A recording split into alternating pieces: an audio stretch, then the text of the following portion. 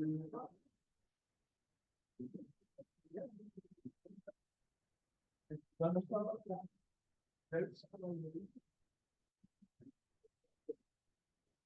morning, everyone, and welcome to the DCIT, Department of Computing and Information Technology, new student orientation for an academic advising for the 2025 and 2026 academic year. Welcome, we are happy to have you, and we look forward to working with you all through the coming year and years to come. We have a video to play for the safety briefing for this facility, so please listen.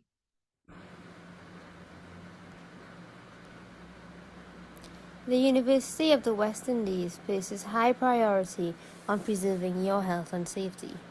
Please give me your attention for a few moments as I outline the emergency procedures to be followed at today's event. This building is equipped with a fire alarm system, and in the event of an emergency, the alarm will sound. Please note that we have no planned drills for today, so if the alarm sounds, we will treat it as a real emergency. Once the alarm has sounded, or in the event of an emergency, calmly make your way through one of the exits. This lecture theatre has 3 exits, 2 to the front of the theatre, 1 at the middle of the room. There are 2 additional exits to the sides of the room, and these exits are labelled as emergency exits. Only open the emergency exit doors if the alarm sounds or there is an emergency. Once outside the theatre, make your way to the assembly area, which is at the back of this building, west of your present location on the field. Stay at the assembly area point and await further instructions. In the event of an earthquake, stay calm. There are no tables under which we can cover. Keep low, hold on, and look out for falling debris. Once the shaking stops, exit the building in a calm and orderly manner and gather at the assembly area where you will receive further instructions. Thank you very much. So bear that in mind regarding the safety operations. Again, welcome. I am Garvin Cadogan, Senior Research Technician at the Department of Computing and Information Technology. We are truly happy to have you, and I hope that you all enjoy your stay with us. As we begin, we'd like to introduce our head of department, Dr. Vijay Ranjamanikam, who is going to carry on his proceedings this morning. He's going to give an overview of the DCIT. Welcome, Dr. Ranj.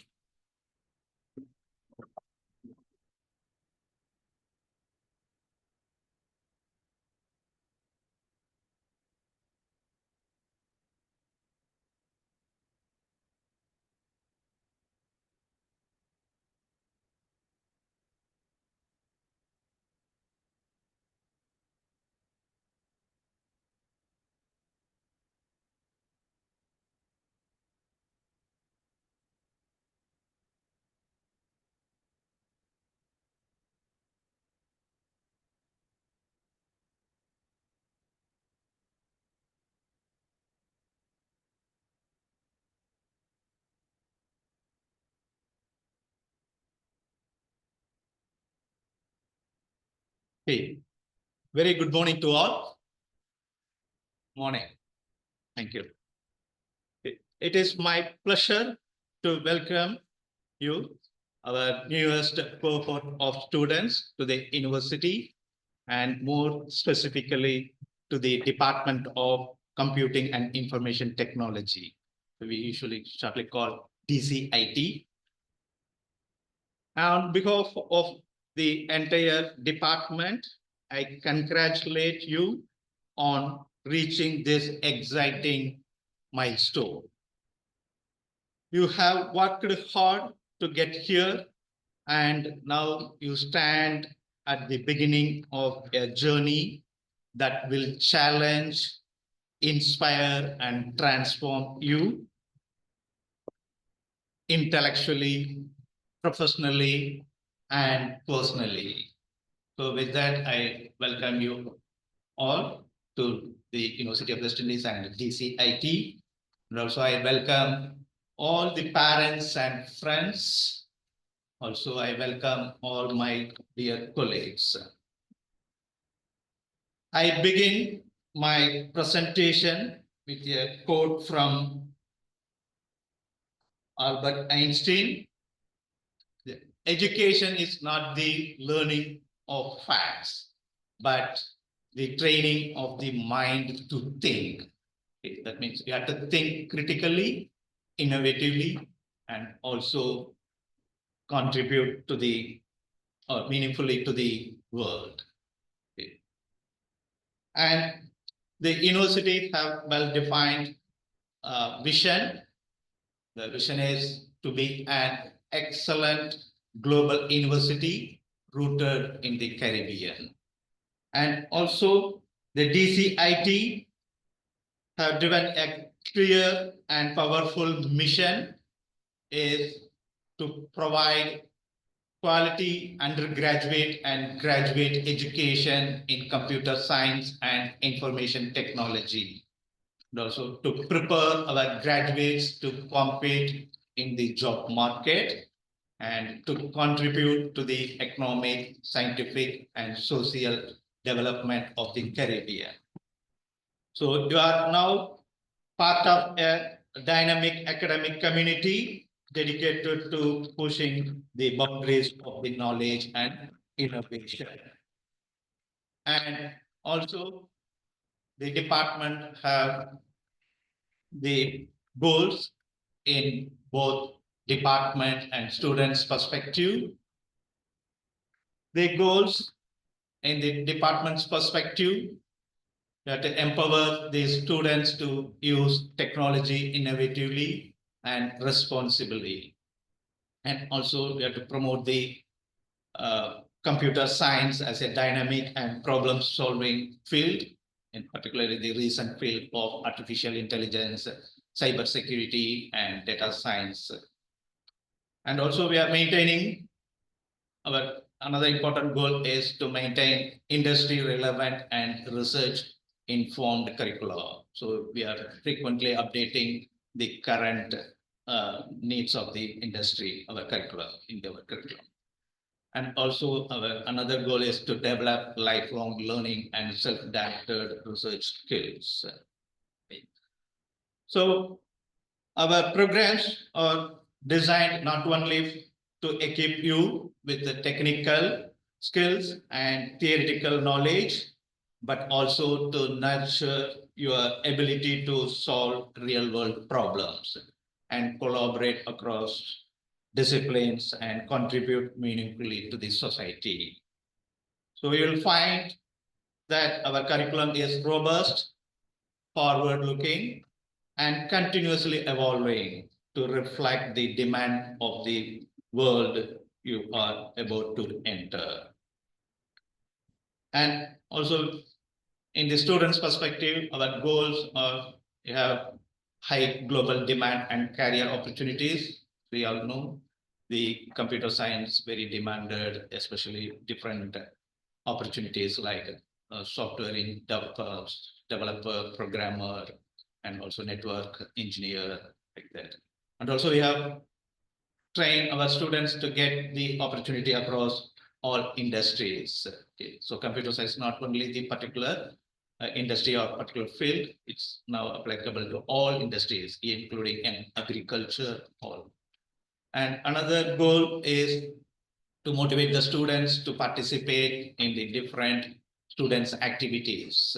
Okay. So we have different clubs like UV Computers Society and Robotics Club, and also we are conducting the runtime competition to motivate the students to participate and get more experience and knowledge. And also another goal is to have the hands-on experience through internship. And also you will get the global exposure through study abroad. Okay. So you can spend a semester or a year to the other universities in US or Canada, you'll get the credits for that courses which you are doing in the abroad. So that's called international exchange programs. So particularly in the internship and when you go for abroad studies, you need to get very good GPA. And means you need to have the good academic standing. So in that, I am advising you have to begin your studies a very good manner from the beginning of your course. And and many of you already attended the faculty orientation program. In that, they given the overview of the degrees offered in DCIT. So the Department of Computing and Information Technology offering computer science and information technology programs and also computer science and management. So in that computer science, we are offering special, major, and minor. Similarly, in the information technology. So the later, my colleagues will explain in detail about the degree options and courses. And when we go for different degree options, you need different skills. Okay. So these are the important skills you need for the different degree options, like mathematics proficiency and scientific understanding. So these and programming skills. So these are very important, especially for when we go for the computer science special, okay, because you need to complete 2 mathematics courses and also all programming courses, and also other skills is applicable to all degree programs, like you need critical thinking and problem solving. So in order to complete your assignment and examination, you have to think. And also creativity is another important skill you need when you go for web programming or web development courses. You have to creatively design the user interface. And also you need the communication skill for doing some presentations, and also you have to collaborate with your friends, colleagues. And another important skill is time management. It's very important skill for all degree options. You have to properly maintain your time. So in order to submit your assignments on time and also prepare for your exam. And also that teamwork is another important skill you need, because when you go for some courses, we have a group project. Okay, so you have to collaborate with your colleagues or your friends. You have to complete your task, and you have to learn many things from the teamwork skill. Okay, so these are the skills we need for degree different degree options. And also you must understand the learning management system in UV. So we are using the platform called My E-Learning. So this one, we can log into this URL. You'll have to enter your user ID, means your UV ID and password. Will get into that course shell. Okay, so you'll get all your registered course in that platform. So in that platform, you'll get all the course materials, and also the lecturers, they will put all the announcement and also all the assignment instructions, and also you have to submit all the assignments in that platform only. And also you'll get the feedback, means marks in that same platform. So you have to frequently you have to access this platform. Okay. So I am proud to say that this department is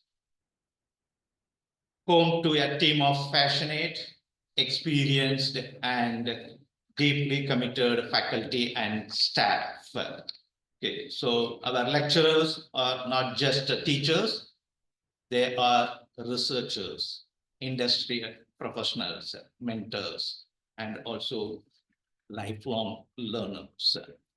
So they are here to challenge you, guide you, and support you every step of the way.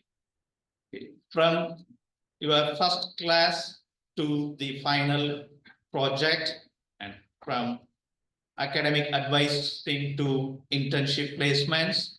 Our commitment is to your growth and success. So we believe in nurturing not only your academic capabilities, but also your character, creativity, and confidence. So in our department, we have senior most faculty members, lecturers like Dr. Parmanand Mohan, Dr. Lion Goodrich, Dr. Michael Hussain, and Dr. Jack Q. So we take the Dr. Mohan is serving more than 30 years in UP. And also Dr. Michael Hussain is serving more than 25 years in UP. And also Dr. Lion Goodrich and Dr. Q serving more than 10 years at UP. And also they are very expert in the different research fields. And also we have the lecturers, Dr. Muhammad, Dr. Khan, and Dr. Manogar. And also we have the temporary lecturers, Dr. Diana Ragbeil and Dr. Robert Sen. And also we have the instructors, Mr. Mendez, Ms. Muhammad, and Mr. Sergio Murthy. So they are expert in different fields. Okay, so we can approach, we can explore your research innovation to consult with any lecturers in their specialty. And so we have the dedicated administrative staff members, Ms. Avril. She is the senior administrative assistant in our department. And also we have the Ms. Niala Raghu, she is the clerical assistant, and Mr. Nirvan and Ms. Anika Wilson.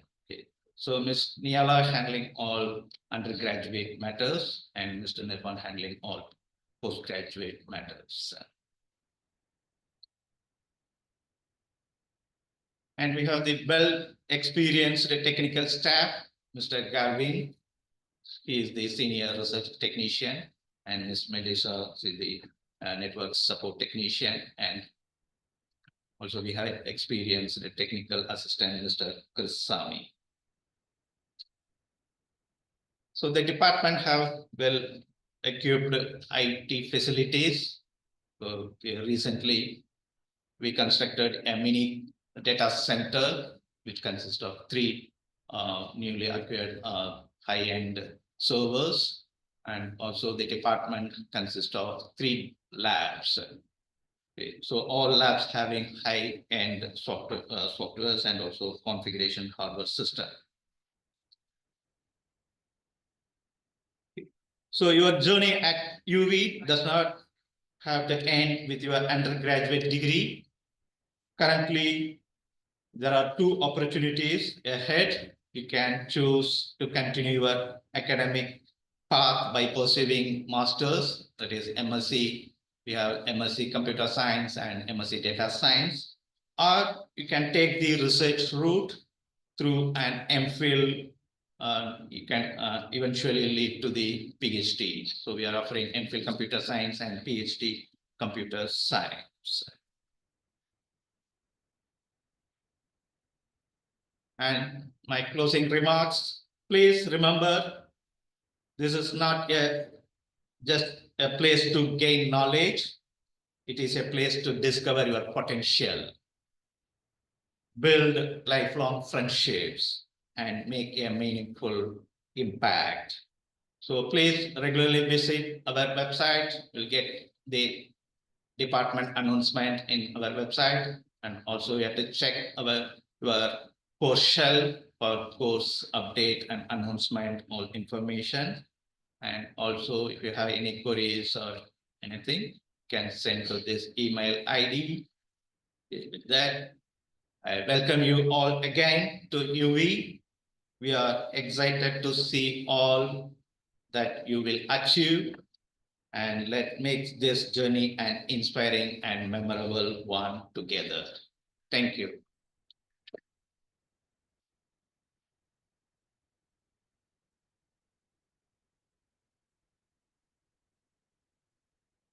Thank you, Dr. Vijay. I hope you all took note and got inspiration from Dr. Vijay. We'd now like to welcome Dr. Diamond Radmir Tripat, sorry, to greet you on the academic life of a student.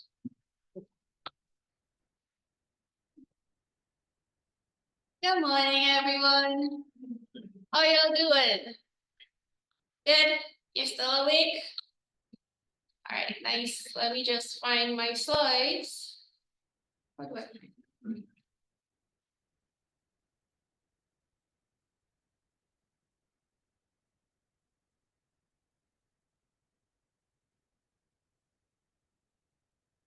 Sure. That's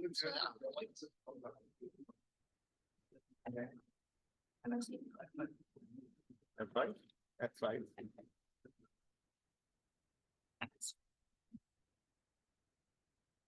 All right, so I'm here to talk to you about the academic life of a student. You all know what that's about? No, no idea, right? Anybody did N1? Yeah, a couple people, so you have a little idea. All right. All right, so before we get into all of the structure and all this information about your degree and so on, let me ask you, what is your goal? Why are you here? Anybody brave enough to answer? You come for a degree?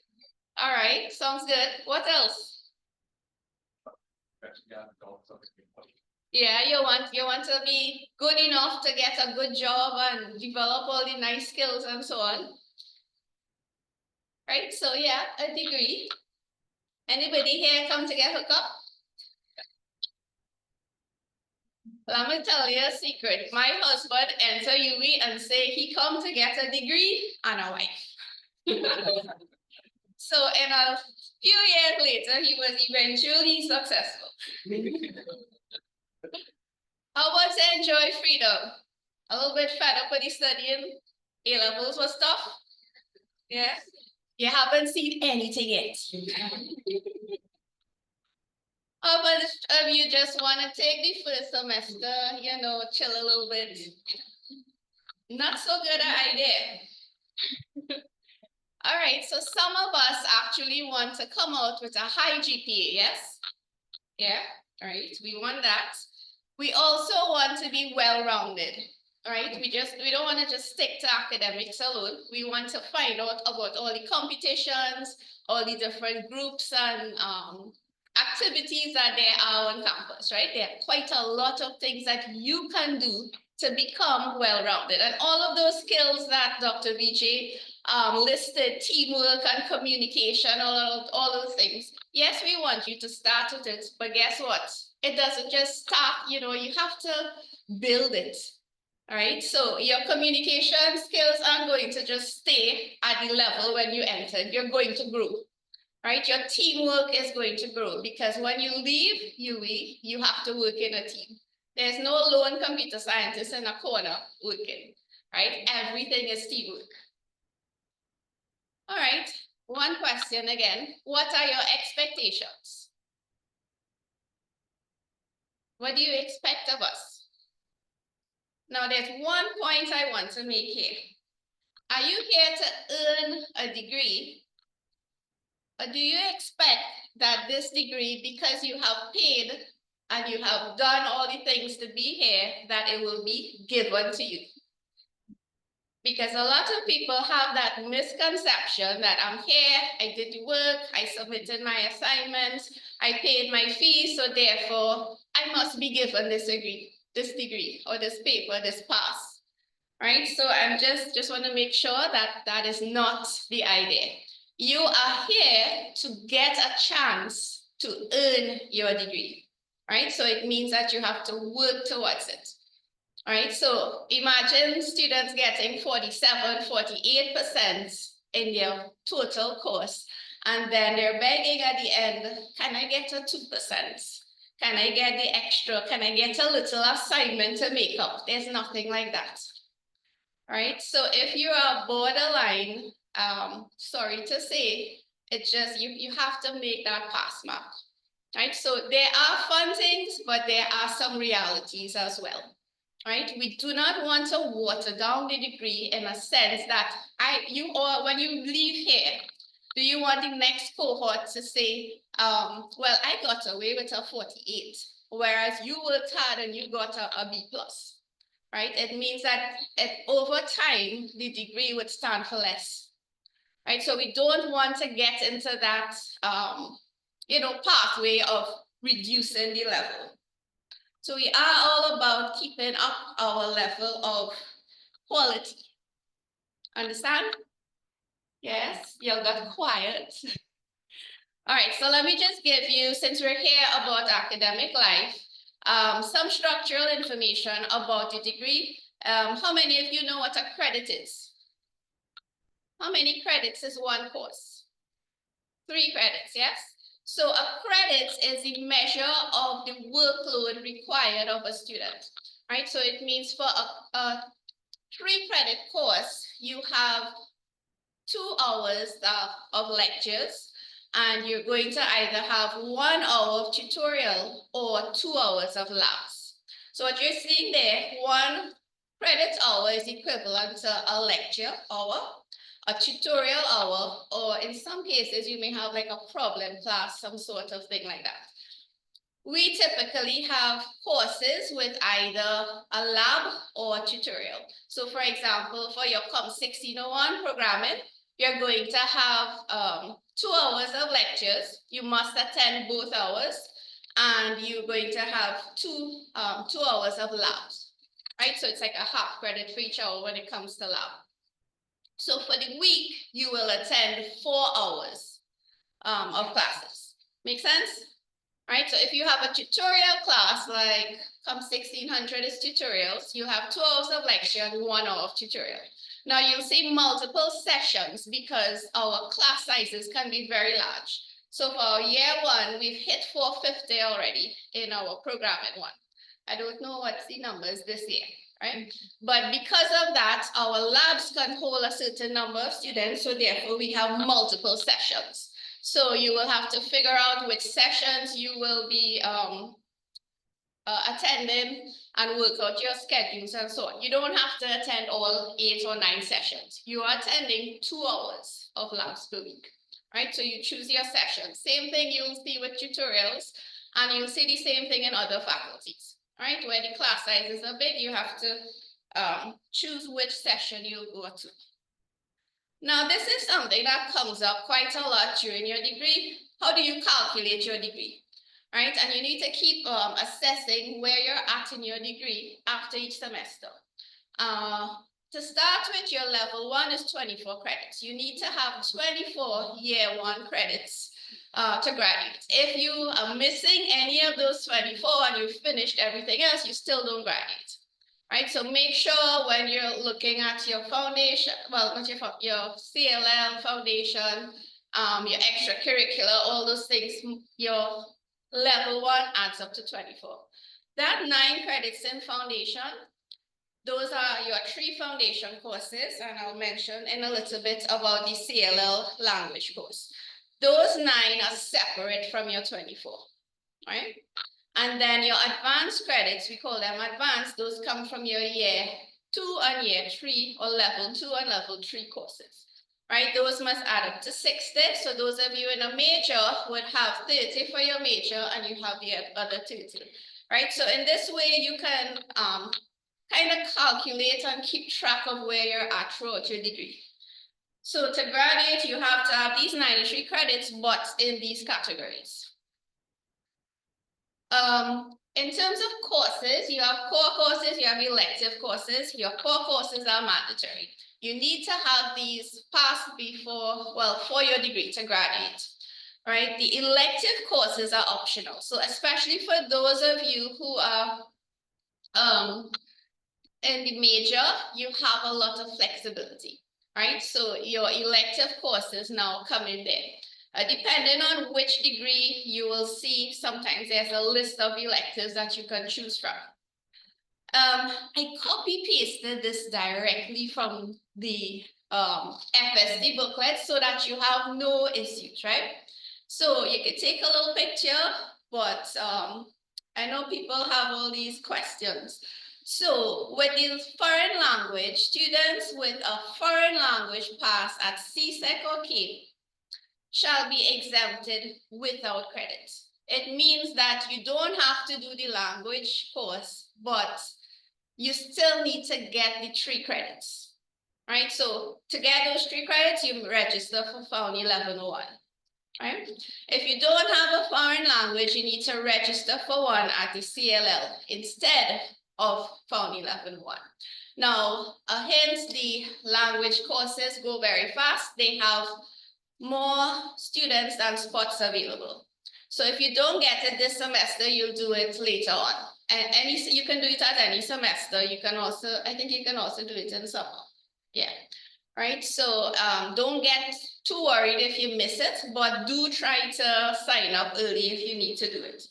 And read your faculty booklet. That's your friend. Right, so download the faculty booklet. What is in this year's 2025, 2026 that applies to those of you who are entering this year. Right, so don't use the older versions because they will have different rules. Certain things change as we go along. Right, so download that booklet and get familiar with it. We do have a lot of support services. Right, so these are some of them. Have you heard of the Division of Student Services and Development, DSSD? Right, so Google UE DSSD, it'll take you to their website, right? There are a couple of, I think it was 300 and something scholarships that are available. They're practically begging you all to, apply for scholarships.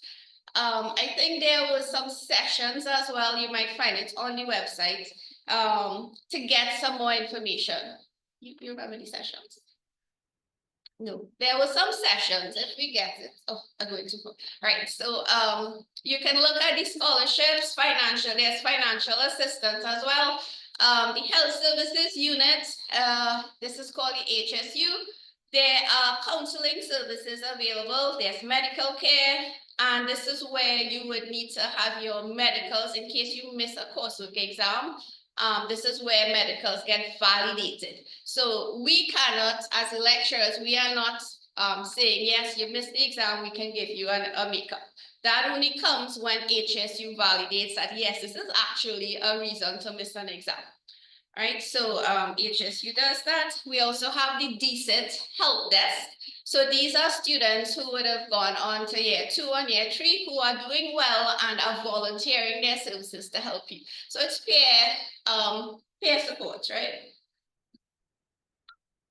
All right, so a little bit about you all, right? I'm talking about features or the characteristics of all of you. Everybody has problems, issues. Some people have medical, some people have financial, various issues. Anybody problem free? No, we all have something, right? So what I'm saying is that given all of these things identified, find the help that you need to find. There are the counseling services, there's medical care.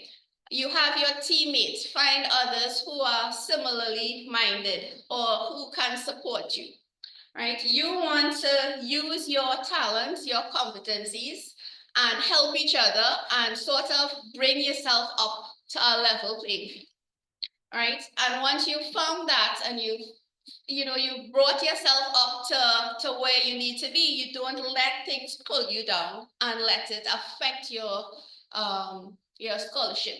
Right? So remember, circumstances don't define you. We all come from different backgrounds. Circumstances don't define you. What you do here is what defines you. Right? So it's all about that keyword action. Right? If you're coming to a class and you're just going to sit down and absorb, let this be the last presentation that you come to sit and absorb.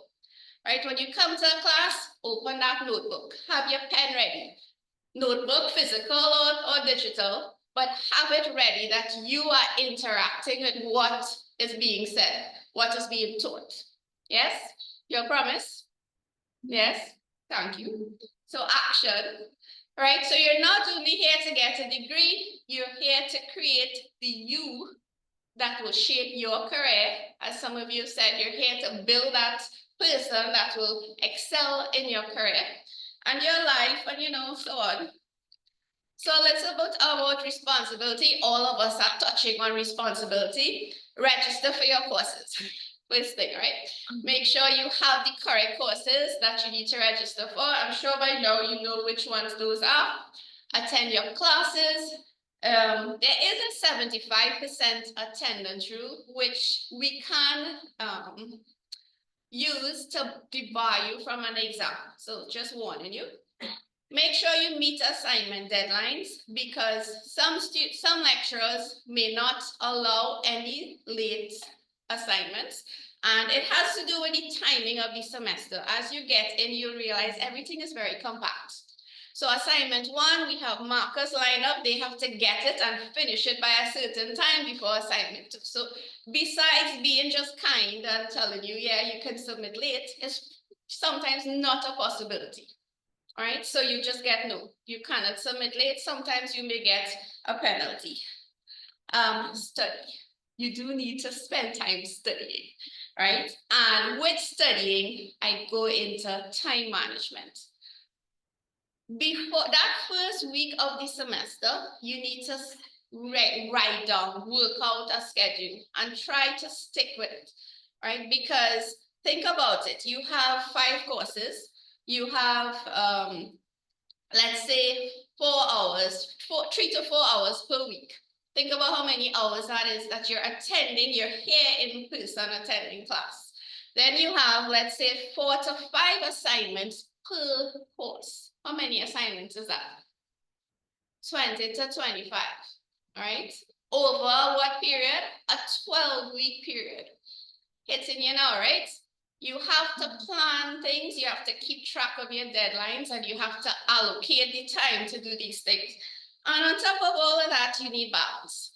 You cannot wear yourself down. You need to look after your health, which means try to eat properly. Not too much KFC and so on. Rest and under rest and including, yes, sleep, but all your entertainment. We do need that balance in life. You're not here to just kill yourself in academics. Yes, because when you go out to work, it's the same struggle. You have limited time, but you do need to have a life at the same time. All right, so some do's. This is my last slide. Make sure and attend all your sessions. Courses have lectures and labs and tutorials. You need to attend both of them. Lectures are done by the lecturer, tutorials and labs by the tutors, right? You need to make use of My Learning. This is the way that we communicate with you during the term, where there's no form teacher, there's no common room that we meet all of you at once, right? People miss classes and so on. The only way that we can reach out to you is via My Learning. So if you miss the notice for coursework and you realize the day before, then that's on you. Right, so check that you can subscribe to all the notifications. Anything changes, it will email to you. And also check your websites daily. All right, this is where, especially for your course, the courses, lecturers post material weekly, right? And assignments and all of these things. Messages are posted via My Learning. Your course has coursework as well as final exams. Some courses have 100% coursework, which means for that course, you will not have a final exam. Other courses have coursework and final exams. When we give you your coursework exam scripts back, I'm begging you, please collect them. I know some people say, I don't want to see how bad I did. But that's really not a good idea, because how will you be able to correct your mistakes? The coursework adds up to 50%, right? Your assignments, your exams. So if you can't look at your exam and see where you went wrong and correct it in time for your final, you've lost something. Do you agree? Yeah? So please come and collect your coursework scripts, because we have piles of them in the department and people don't collect it and it's a waste. We are giving you comments and corrections in your scripts. All right, now one final note for your final exams, people try to do a medical, but what a lot of people don't realize is that there is no makeup for a final exam. Final exam runs at a day and time and that's it. If you do a medical, it just means you get exempted from it affected your GPA, right? But you still have to redo the entire course. All right, so that's it for me. Thank you very much.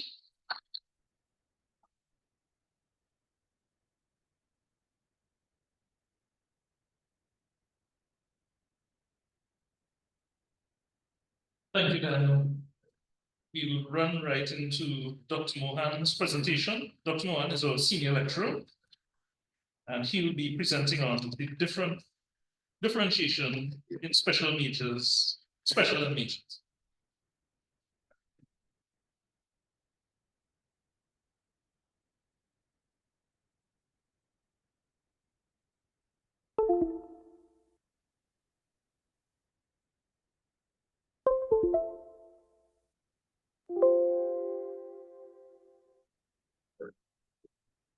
Okay, good morning, everyone.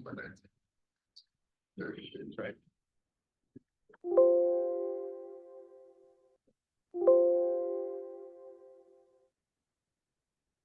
Right, so in computer science, we repeat ourselves a lot because one of the fundamental things in computer programming is something called repetition structure.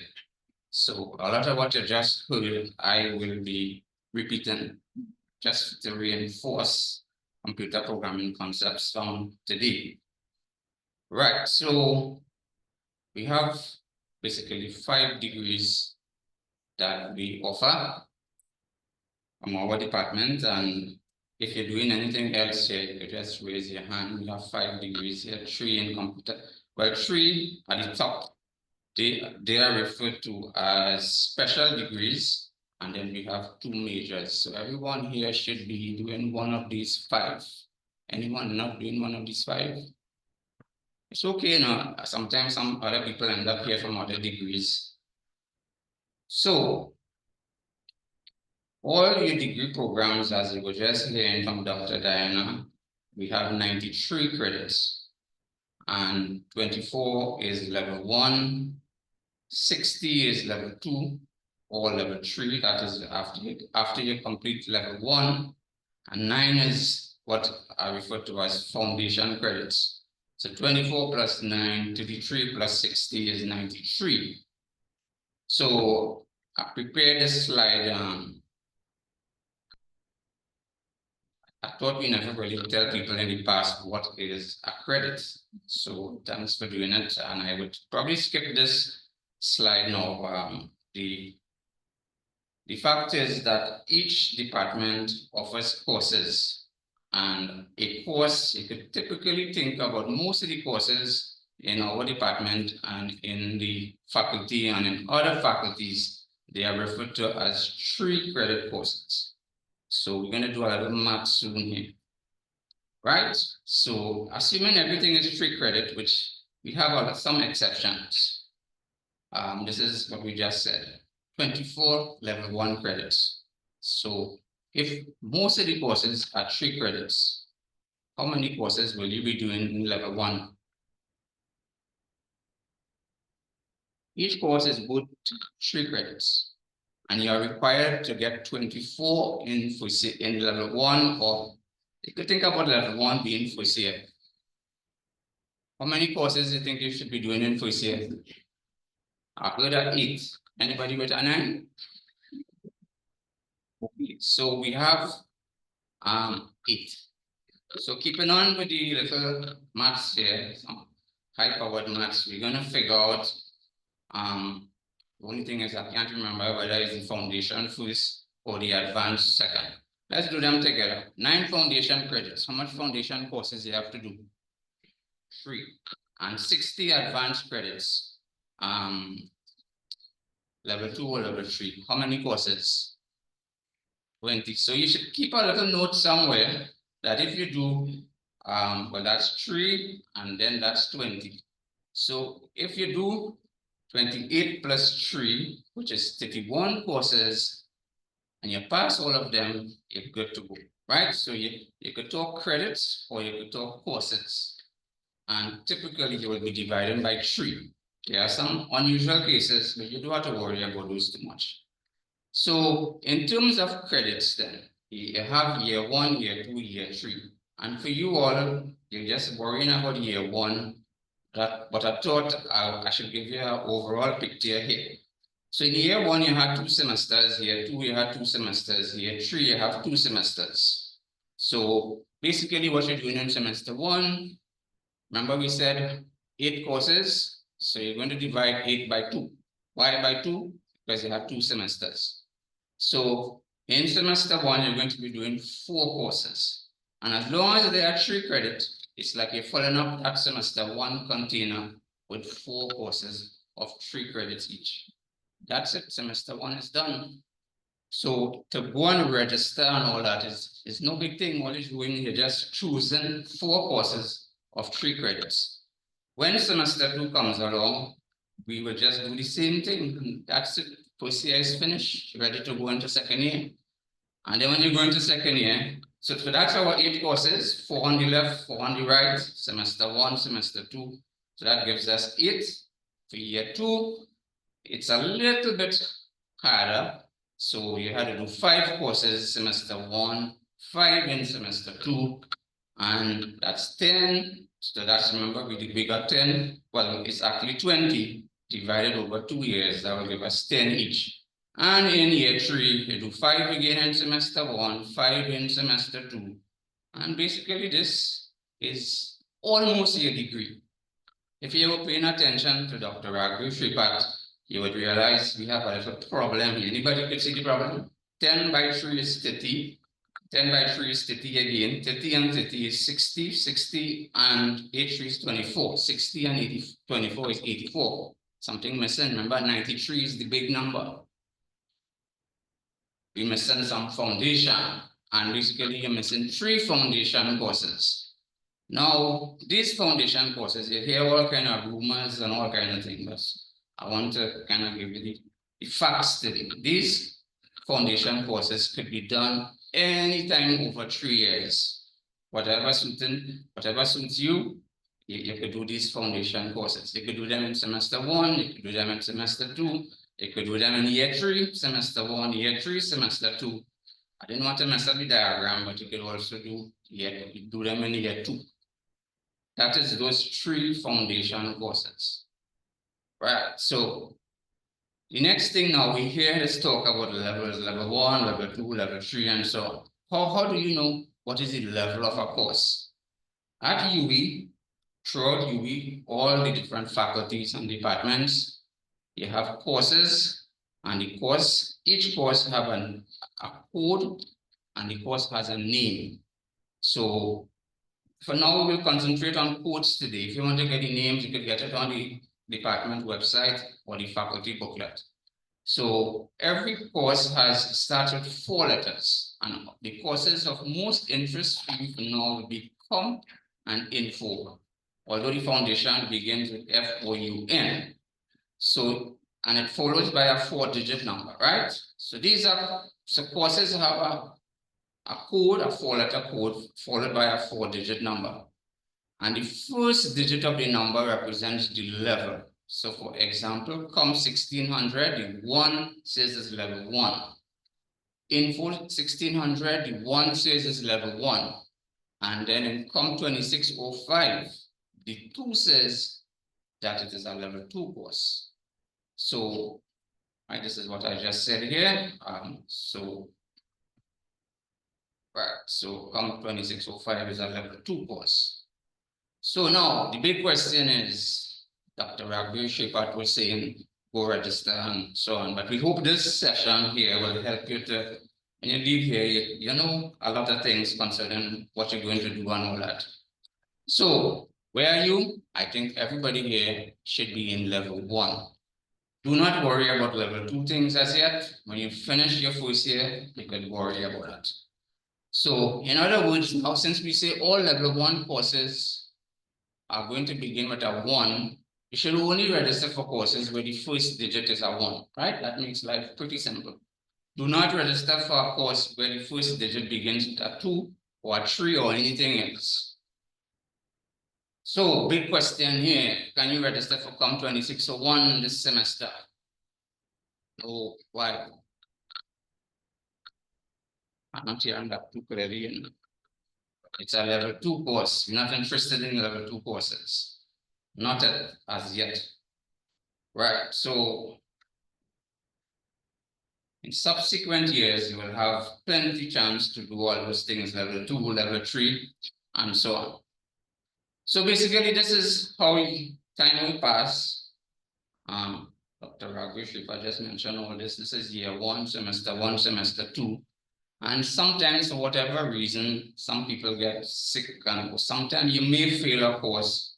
We have this summer program, right? So that's year 2, and same thing in year 3. And you have a summer program that if you happen to fail or miss an exam, for whatever reason, the summer program, sometimes you could catch up, right? So that's basically the plan here for 3 years.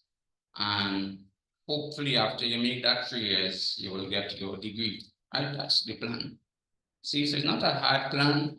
This is what you'll be registering for. And you just register, follow what Dr. Raghvesh said, study, pass your courses, and after you get your 93 credits, that's it, you're graduating. Right, so just looking at this diagram again, remember it's 24, 9, 60. So you could find a little way to remember this 24, 9, 60. So chant that over the next 3 years, 24, 9, 60. And you know where you gotta go. So let's look at the degree programs for level 1, because we're not really interested in level 2 right now, right? So we want to just focus on level 1. So for everybody here, you need to get 24 level 1 credits and 9 foundation. And I said before, the 9 foundation could also be done if you wish. You could do 1 in first year, another 1 in second year, another 1 in third year, right? It all depends how you wish to do things. So for the special degrees, it's the same plan, 24, 9. So for the computer science special, here is a big moment now, right? You can either, well, you can check the books and check the website, but this is what you want to register for, right? These are the 4 courses, 12 credits. Why 12? We already said 12 2 is 24. First year is 24, so semester 1, you should be registering for 12 credits. And these are your 4 courses, 1600, 1601, Info 1600, and Math 115. Semester 2, I just listed fast, but we're not going into that right now. Okay, that will give you the next 12. We want to look at Math 115 again, and for the sake of repetition, if you have a pass in keep pure maths 1 and 2, right? So I just said those 4, but we have another programming construct called an if statement. If means you have to check to see if this applies to you. So we're doing some computer programming today. If you have passed keep maths, pure maths 1 and 2, is it applied as well? No? Only pure, right? It's pure maths units 1 and 2. Then you do not need to do Math 11, 15. See, I put it on that page, which is a different color. So I'll say it again for repetition. If you have a pass in keep pure maths unit 1 and 2, you do not need to do Math 1, 11, 15. So does that mean you do 3 courses in semester 1? The answer is no. Right? So you need to register for any other 3 credit level 1 course offered by UE. And later on, I'll explain what is any other 3 credit level 1 course. For computer science and management, these are your courses, right? These are your 4 courses. Again, everybody is 4, 4 3s are 12. And semester 2, these would be your courses. Don't worry about them right now, but they are still there. So you could go back to the video, check the website, and these are your courses. So that gives you another 12, 12 and 12, 24. See, so it's always going to be 24, 9, 60. For the majors, for those of you who are doing the computer science major, the same thing, 24, 9, and then 60 in second year, third year. So in semester 1, you will be doing these courses, 1600, 1601. They begin with a COMP, C-O-M-P. Now, I didn't put anything there, and I'll talk about that just now. In semester 2, you have to do 2 others. They are great because it's not for you to worry about them. You don't have to register for them right now. The only thing you have to register for right now in terms of computer science, if you're doing the major, is COMP 1600 and COMP 1601. However, the major gives you the opportunity, those 4 courses there, right? 2 in semester 1, 2 in semester 2. You can register for any 4 3-credit level 1 courses, any offered by UWI. And the information technology major, similar plan. These are the 2 courses that you must do in semester 1. And then what are the next 2? We don't know, it's up to you, right? You could choose whatever you want, and I will tell you what they could be just now. Semester 2, you have 2 more. They grade out. So again, for those 4 courses, it could be any 4 3-credit level 1 courses offered by UWI. So let's see what it means to have any well, I'm not seeing something here, but it should be X. Okay, sorry. You could see it. These are the any courses you could register for. So if you're doing a major and you feel like doing courses like math or physics from the Faculty of Science and Technology, as long as they begin with a 1 and you have the prerequisites, you could do that. And you could also go down to the Faculty of Social Sciences and do courses such as these: Management 1001, Accounting, etc. You could also go to the Faculty of Humanities and Education or the Faculty of Food and Agriculture and look for courses there. That's if you're doing the major. And you could also do co-curricular courses, or you could do courses from the Institute of Gender and Development Studies. How can you find out those courses? Every faculty have a booklet, and you could go online and find them. Our booklet, Faculty Science and Technology, Social Sciences, all the faculties have the booklets and the courses are listed. So if you're doing the major, the major in computer science or the major in IT, just go get those booklets and look at the first year offerings, and you might see something that might interest you there. Right, and so these are the booklets, they're all online. And these co-curricular credits, they are good for the people doing the major. You could go to the UWI website and look for co-curricular credits, and you could do 6 of them. And while they have a little issue in the people who offer these co-curricular credits, they sometimes the credits don't beat 3, and then it causes a little problem. So if you're going down there to do those co-curricular credits, try to do 3-credit ones, right? It makes life really easy. We could stick with the same plan, 24, 9, 60, right? From the time you start to do other things, it makes it a little more challenging to manage. So you can do up to 6 co-curricular credits, and the courses are really, really interesting. And if I had the time, I think I would have liked to attend some of these courses. Check it out. I'm pretty sure you'll find something there if you're doing the major. I think they also have something called defensive driving and so on. A lot of very interesting courses. But you cannot do co-curricular credits for level 2 or level 3, right? You could only apply for the 24 section, cannot apply to the 60 section. And I will just tell you here what are the benefits of pursuing a major.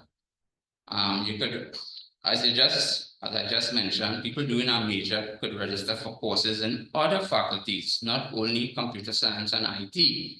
So if you have an interest in other disciplines such as mathematics, physics, management, economics, communication systems, psychology, creative arts, etc., you could do courses in those faculties. But doing the special degree in IT or computer science gives you depth in IT courses and computer science courses. However, it will not allow you to do a major or a minor in another discipline. So you have advantages and you have disadvantages. One quick note about the foundation course. Well, they are in semester 1, they are offered in semesters. In semester 1, you have Found 1101, semester 2, typically you have those 1105 and 1301. If we want to just look at this 1101, and we have a if statement here, and we need to take a big note here. If you have already passed a foreign language at high school, you should register for it in semester 1, right? So if you already have a pass in that, you're going to register for this in semester 1, because as I mentioned, you need to do those foundation. You have 3 years. Typically, students try to get them out of the way by the end of the first academic year, sometimes the second academic year. But you should try to register for that, since it's only offered in semester 1, in semester 1. But if you have a pass in the foreign language, okay? Yeah.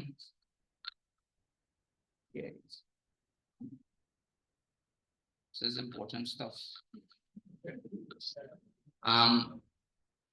Yeah, I had to advise students, and the reason I'm going through all of these things, they give me 15 minutes to talk, but then I spend weeks, and people come in one semester afterwards, and they did foundation 1101, and they didn't have a pass in the foreign language.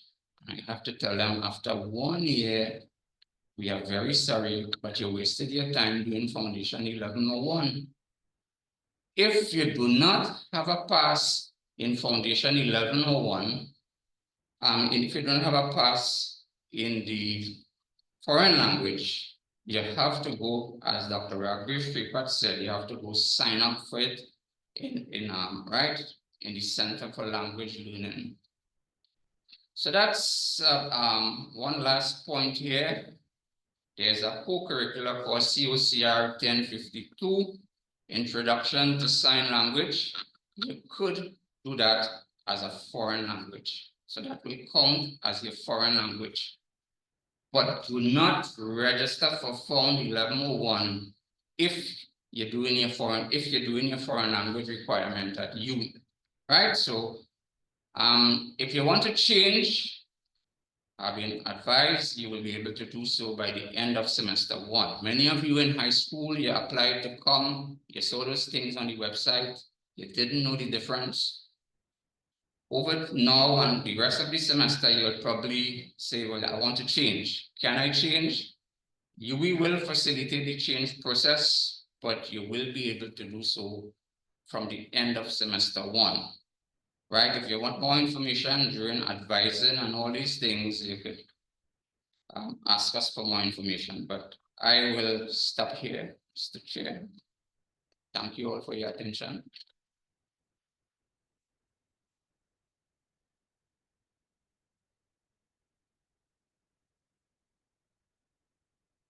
Thank you, Dr. Mohan, who has a wealth of knowledge. Dr. Mohan is one of our most senior members of academic staff. He has helped establish the Department of Computing and IT. So a lot of knowledge available there. Make use of that resource. We're moving on to the videos for the job form registration.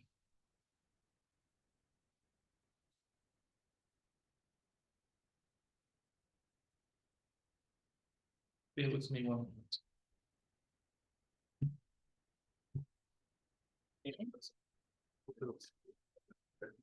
Welcome to the Faculty of Science and Technology registration guide. To access the student portal, type in a new browser my.ue.edu. Click on the St. Augustine campus. Log in with your student ID and password. On the home page to your right, select My Secure Area. Select Student Services and Financial Aid.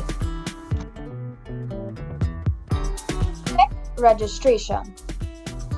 Click on Registration Map and Guide. Click on Enter Semester 1 courses.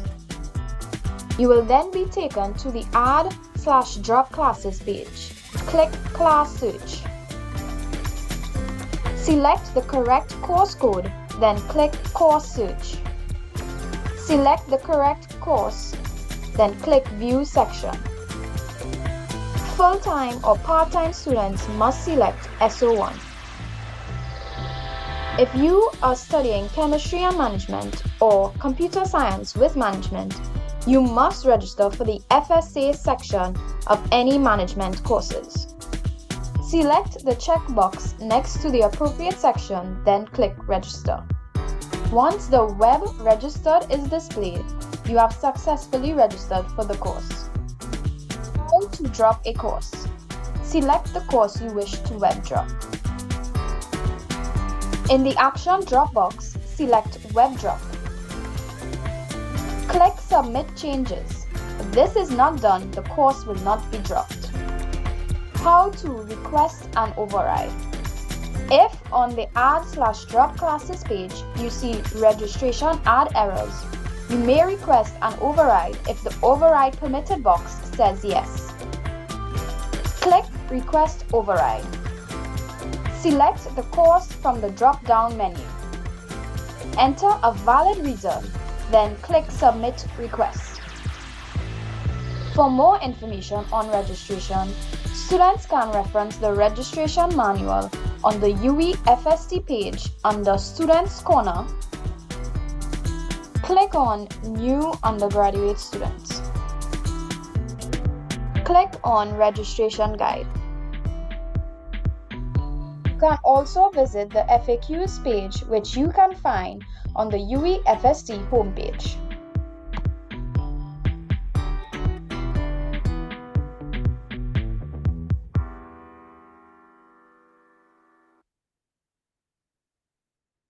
Welcome to the Faculty of Science and Technology Academic Advising Form Guide. In this video, we will go through the process of completing your student academic advising form. Please follow along as I explain each step to ensure you fill out the form correctly. Begin by filling out your first name and last name. Next, enter a valid email address and phone number, including the area code. Next, enter your student ID number in the designated field. Next, upload your CSEC results. Then, you need to select your qualification for matriculation from the list provided and upload proof of your qualification. If you selected Other under Qualifications, you need to specify your qualification in the field provided and upload the relevant documents. On the next page, you'll see an example of your acceptance letter. After reviewing it, you need to upload your own acceptance letter. Next, select the program you were offered from the list provided. Then, choose your enrollment status, either full-time or part-time. Click Next, and it will take you to a page where you'll be given a list of courses available to you for the academic year. Please review the information provided thoroughly when choosing your Year 1 credits. If you need additional Level 1 credits, you can select from the list provided. If you're a full-time student, you can select up to 5 courses. However, if you're an actuarial science student, you're allowed to select up to 6 courses. If you're enrolling as a part-time student, you're allowed to choose 3 courses. Please double-check, and once all details are correct, Click Submit to complete the process. Thank you for following along with this guide, and we look forward to seeing you soon. You're able to take note and keep that in mind for future reference. We now have a interlude with a brief start skit. I'll bring up the talent. I'll bring in the talent. Okay.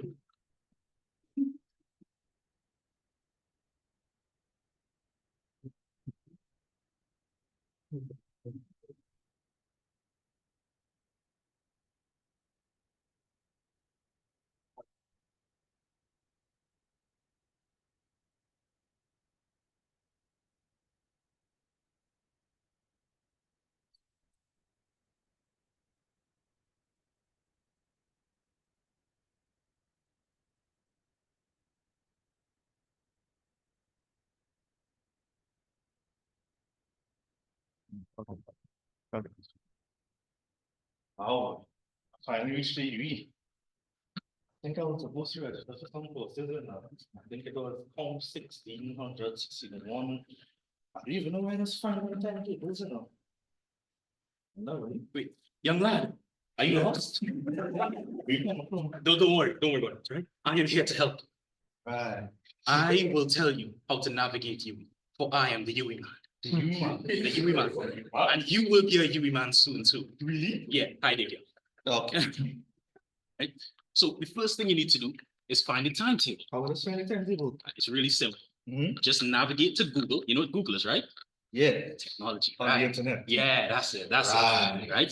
So now when you're on Google, just Google UE timetable. You serious? That's it.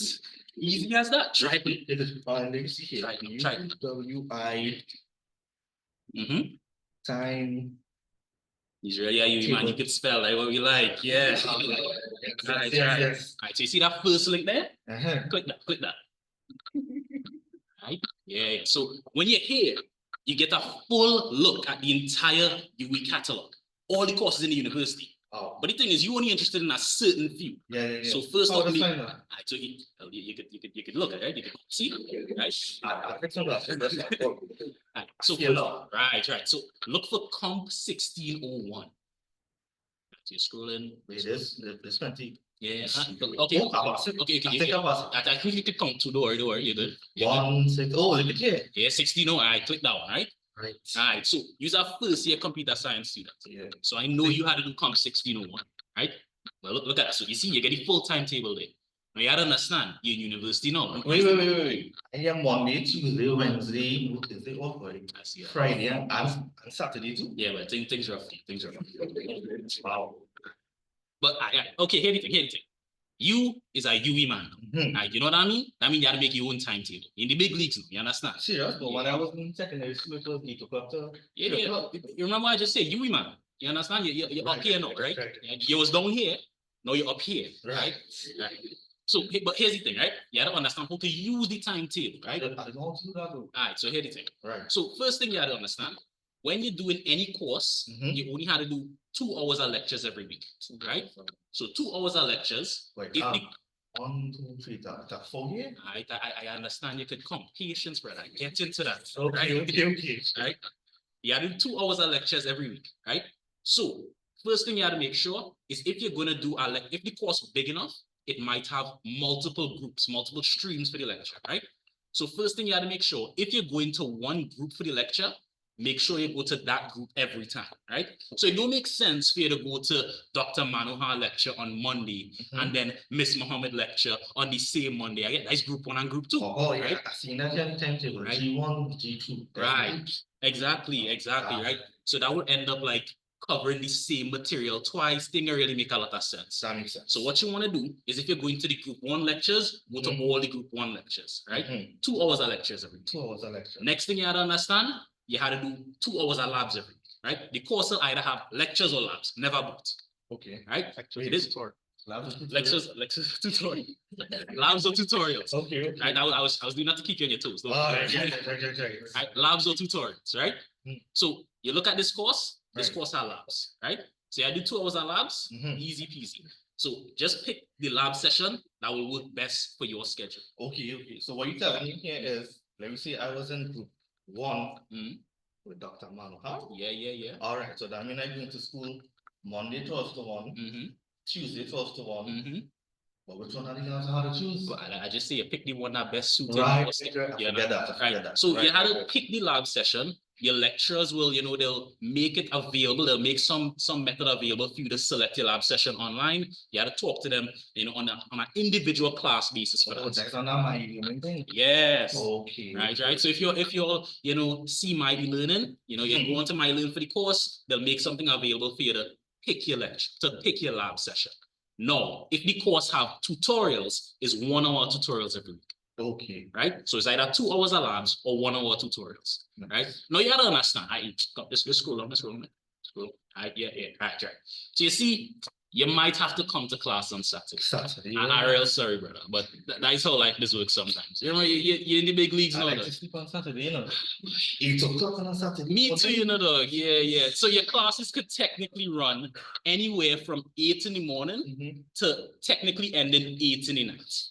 Right? I actually had a tutorial that used to run till 8 o'clock on a Friday night, dog. It was rough times. It was dark days. I'm sorry.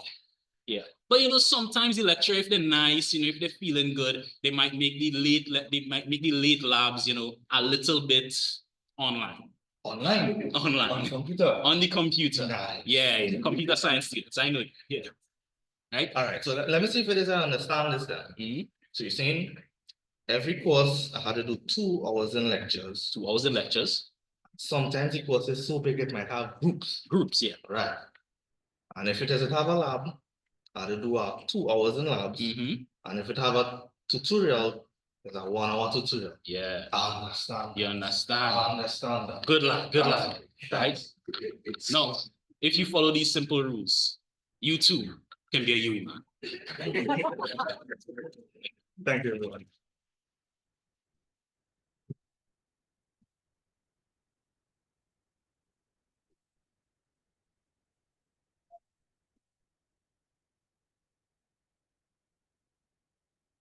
Right.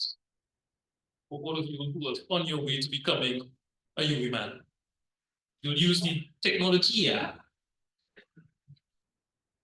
We'd like to welcome again Dr. Diana to discuss women in ICT.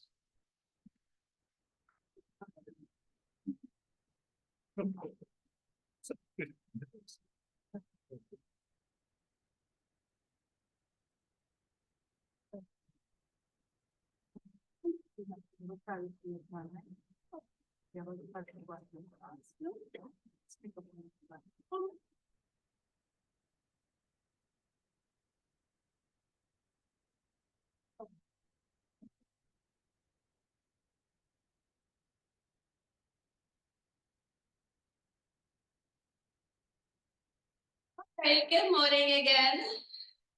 I'm really sorry I went so long before, so I'm gonna try to shorten this. All right, so we're talking about girls and ICT, the need for diversity. So I have 4 stories to tell you.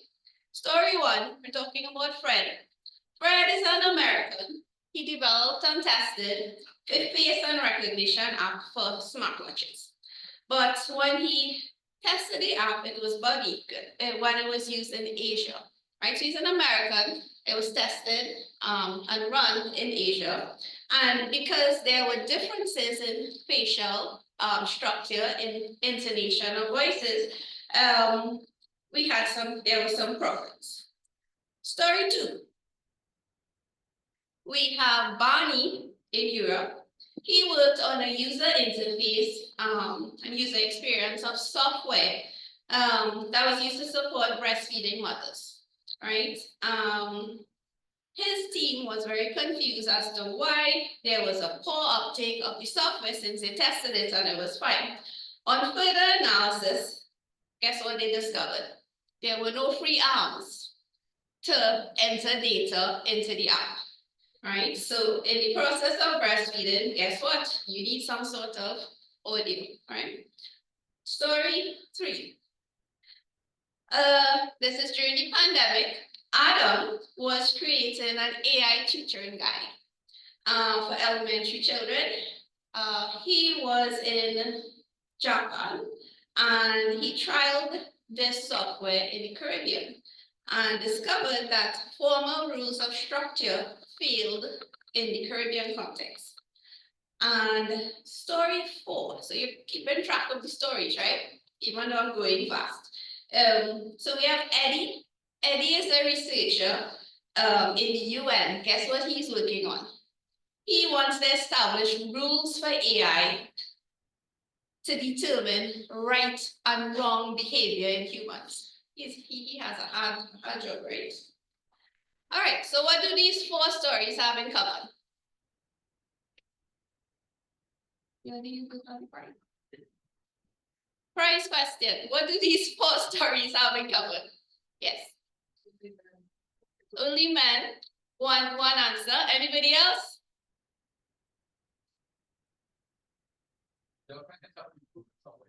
They're trying to help the world with something. Looking for another answer.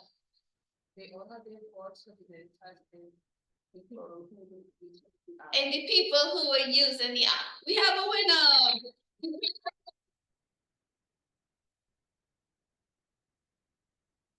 All right, so the problem here was that, wonderful. Thank you for answering. So the problem here was that each of these experts, the experts who were involved, I didn't even realize they were all men. Yeah. So who were the experts, the programmers, the designers, the testers, the researchers? They did not have the context, the perspective of the audience, the users of the software. All right, and this is where we find the underlying need for women in ICT and STEM. All right, when we speak of women and ICT, we're not talking just about women, but about diverse peoples. Right? We speak of diversity in ICT, we're not just talking about gender, we're talking about age, culture, race. Right? And that includes language, it includes behavior, music, ideas, methodologies. All of these things have to come together to form the software that we're building. And guess what? You're here to build software, yes? Whatever aspect of software, this is your degree. Oh. Right. So our takeaways here is that we need you. I hope you can appreciate the urgent need for you, your unique perspectives, your unique context in solving a myriad of different problems, right? And these problems we all face in creating technology, and we're here to create technology, right? Women especially are highly underrepresented in the fields of ICT and STEM. And there are numerous examples of the lack of female and minority groups that negatively impact the products that are being produced. So take, for instance, the fact that in medicine, the majority of drugs have been tested on mainly white males. Can you imagine that? How many different medicines do you take? And to know that they have been tested only on one portion of the world's population, right? The number of women in these tests are too small to be considered statistically significant. Shifting gears a little bit, my interest lies in how people learn and the processes that people use to problem solve. So I would ask questions like this: can models be developed to capture a person's creative act? Can this be computationally programmed? What about diverse populations? Can we model the methods that various cultures use to problem solve? Do women problem solve differently than men? Can I have a vote, right? What do you all think? Do women problem solve differently than men? I have no idea. Yeah. Right. So all of this is just to show you that you know, there is an immense range of opportunities that are available for you when you do a degree in ComSci and IT. Right? These fields are uniquely positioned to blend, support, innovate, just about any field. And as Dr. Mohan showed you, with a major, you can blend with almost any field in you. So with that, I will just jump into this slide. There are some options for different opportunities. We'll post these slides so you can get the links later. And some role models. You can't see the names, right? But we'll put up these slides for you to look at. So all of these are women pioneers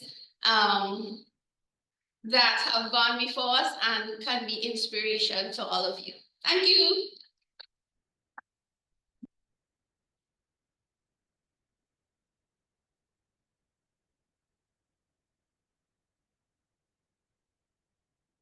Hello, good day to all. I am here to speak just briefly about the use of AI in tertiary level education. We have and it's really about responsible use of AI. The university has an AI policy out, and lecturers would be guiding you all towards the use of AI in their particular courses. Some of them may give assignments with AI and you know, these sort of things, but the core foundation knowledge that you need to represent and learn for your degree needs to come from you. You need to learn.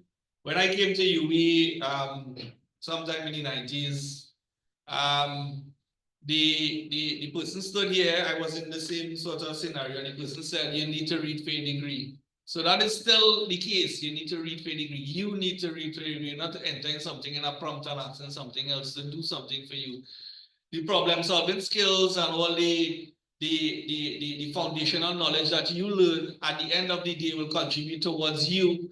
And as the head said, you contributing to the workforce. The thing about UWI is giving yourself a purpose in life, right? So how you approach your studies in undergrad and what you learn, you will take with you for the rest of your life, right? So either you want to come here and, as you say, you want to come here with a purpose, it's purposeful learning, and you want to transfer that. So when you use AI tools and stuff for assignments and stuff, this is not what we're really looking for. We're looking really for your output, right? And lecturers would specify that.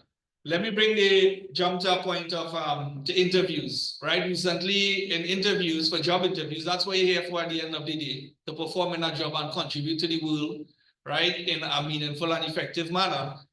Many of the IT graduates who went to the job, you have to take a test. So you don't have an AI with you here helping you all to do this test. So you have to learn the foundations. That's what you're learning here you can take throughout your life. Be assured of that. You learn the fundamental concepts, you learn it. Problem solving abilities, the way you make decisions, the complexity of software development, we read recently. AI can't even handle it.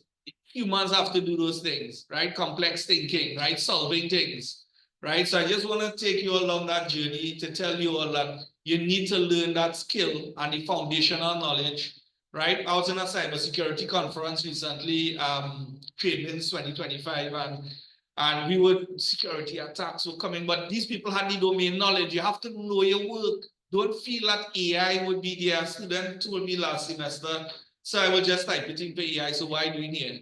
They're in the wrong place. If you want to type in something and ask AI, go somewhere else, right? You have to learn the work, right? In that, and they were in teams and they were dynamically solving problems. You have to stand up and talk to other individuals. Someone said collaboration is the key in software development and AI.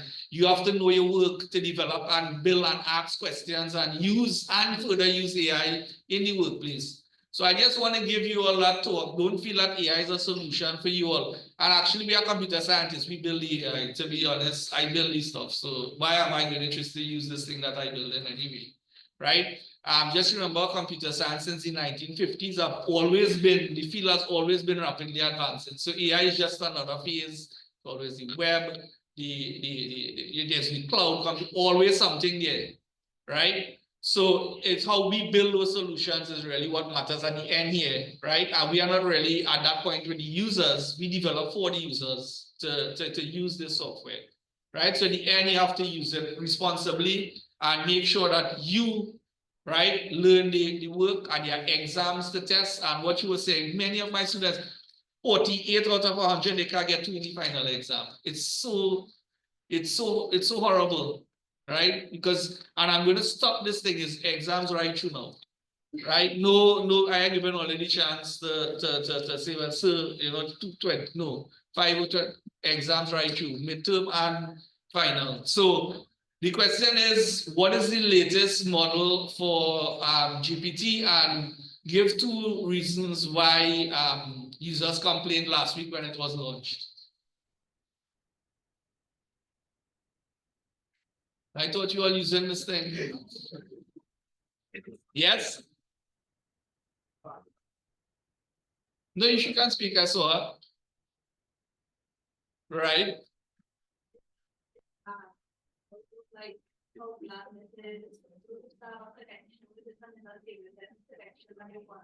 A connection, you see. That's good, that's good. That's good. And what else?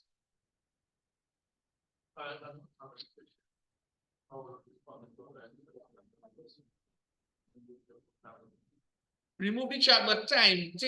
Think about it, user. You are user. What it is? Response, what? Time. Right? So one of them had it, response time. Right? What else?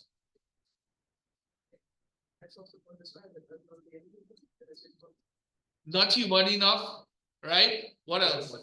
Like compared to the previous version. Compared to the previous version, right? So I think the girl here can get the prize, the first one, because she was correct. It was basically bland but responsive. This is important also. Being responsive, right? It wasn't as responsive. And even though they bring out these models, it will never be, of course, it's just circuit switching. You will learn all of these things. It's a machine.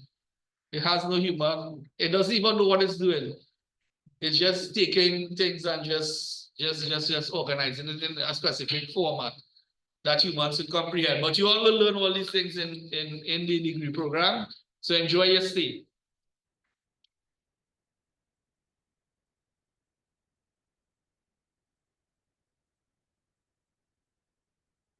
Thank you, Dr. Khan. And now we move into an interactive game with members of the PCIT academic staff again. Possibly you, Iman.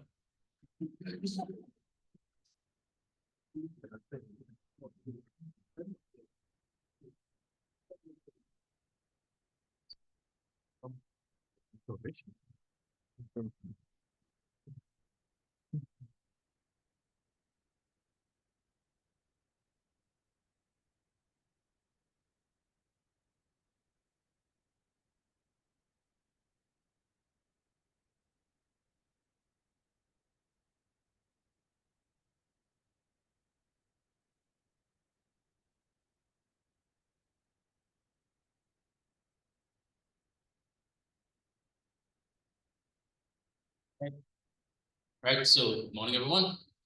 Okay, so we just have a quick game in the form of essentially a few riddles based on computer science. So everyone here, is going to be doing a degree in computer science or IT. So these are some foundational concepts that you're probably going to cover, in your first year, maybe even your first semester as you, go through the degree. And there are some concepts that you probably are familiar with already, just in a nice little format. So we have, we have a timer here set to about 2 minutes per question. I don't think it'll take 2 minutes for at least one person to guess the answer.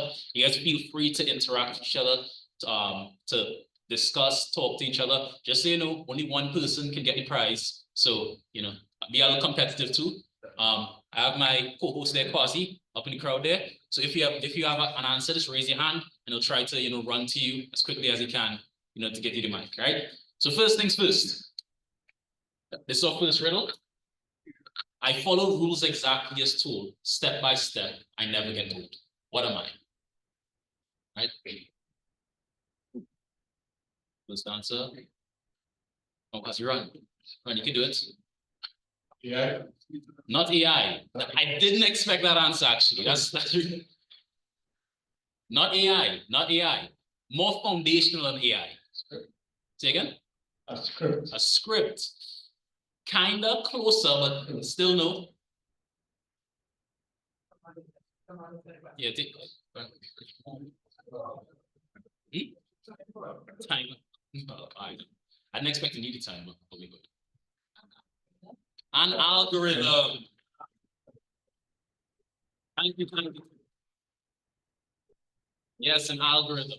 So before we had AI, we had algorithms, right? I know that's like a foreign concept at this point. You know, AI is the thing, AI is basically the algorithm now, but you know, we have to know, we had to know like where the things start our foundation. Right, next. Give it 2 minutes. Right. So I store things you might soon need, quick to fetch with lightning speed. What am I? RAM? Yeah. RAM? No, not RAM. Close, not RAM though. A CPU? No. I'll say the person who said RAM is cache. Correct.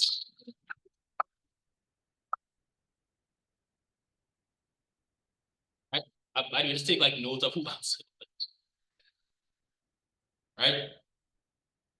Number 3. I think, I calculate, I run every task. What am I? Yeah. Say again? An ALU? Oh, that's good. Should we get that answer? I like that answer.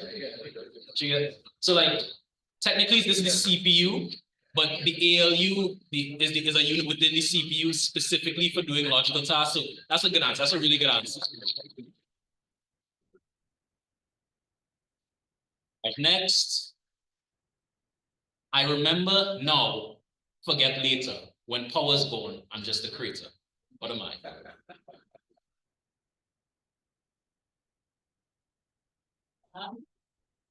RAM, yes. Yeah, you guys are really, we made these, I think we made these a little too easy. Like, maybe we should have gone like some really hard ones, right? But we have one more. I speak only 2 words, on and off. What language am I? Come on, this one is binary. Binary? Someone said it? Yeah. I see someone yelled it out. But did the person of this? All right, well, yes, the answer is in the binary, base 2, right? So like this was like just some quick riddles just to kind of give you an idea of, I guess, some of the things you would learn in your first semester. I know some of these things would seem pretty basic to a lot of you because like a lot of you just kind of answer them really quickly, but you know, we get a lot more complex here. Just to kind of give you a demo of things you'll learn. This app that we're using to show these, like we built this yesterday just for this game, using like JavaScript. So this is the type of stuff you'll learn as you go throughout the degree, right? So thank you guys for your time. And well, we have 2 prizes to give out. I think the first one should go to the person who said ALU, because that was a really nice answer to that question there.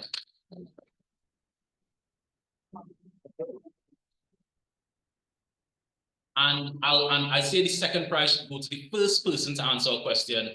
The person to answer the very first question, you know, because they kind of got the ball rolling on everything, right? So that was someone on this side here, right? Yeah, so that's it.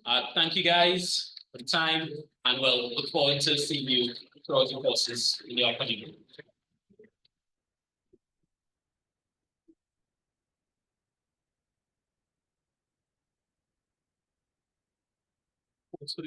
For the photo opportunities and giving the prizes.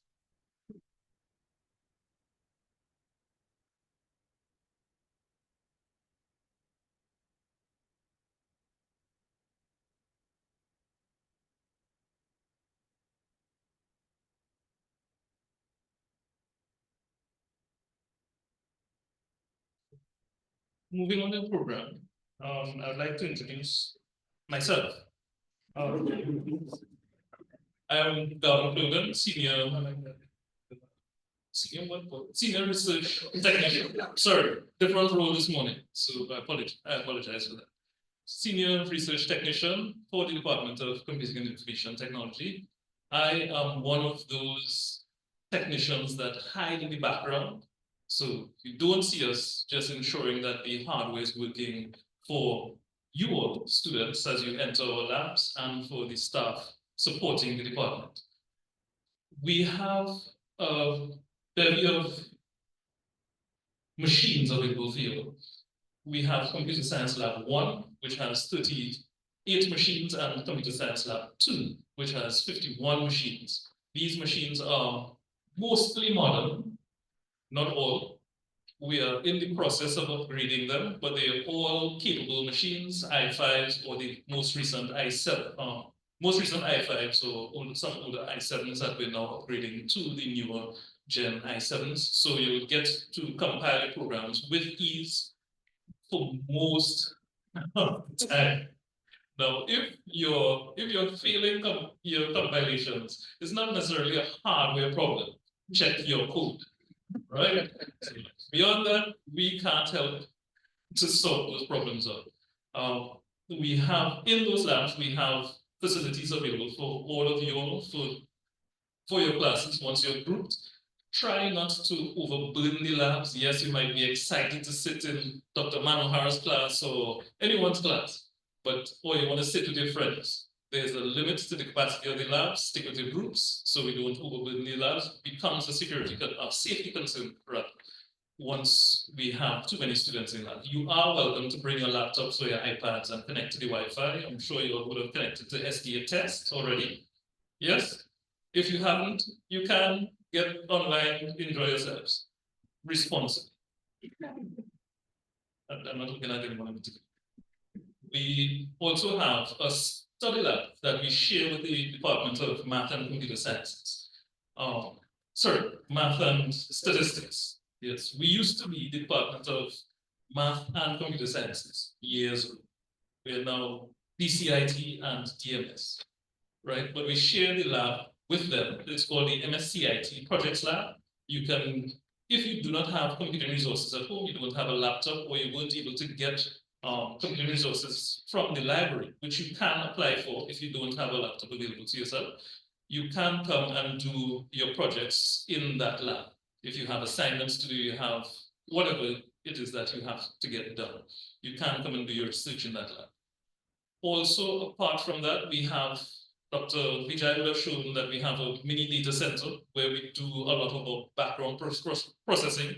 We store all the students' data for your courses, not all, some are online, and staff data, which you ought to have no access to, and it should remain that way. I know that they are very skilled persons who have time. Don't go trying to get into the network.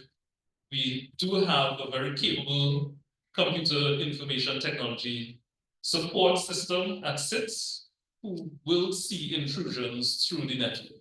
What happens is that they lock that port and it becomes an inconvenience to not just you, but to the other students who have to get access via those resources. So again, once you're on campus, please browse responsibly, do your research responsibly. You can create VMs, virtual machines, on the machines in the lab. They are capable of doing such. Also, apart from the IT resources available, we do hire student assistants at the lab. So year ones, year twos, year threes, you all would be year ones.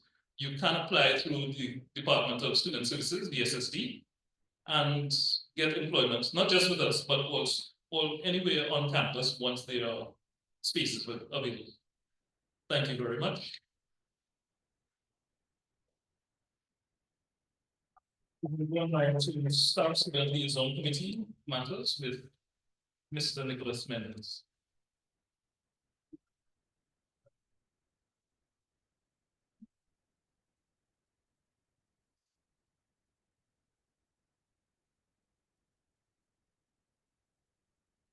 Good morning, everyone.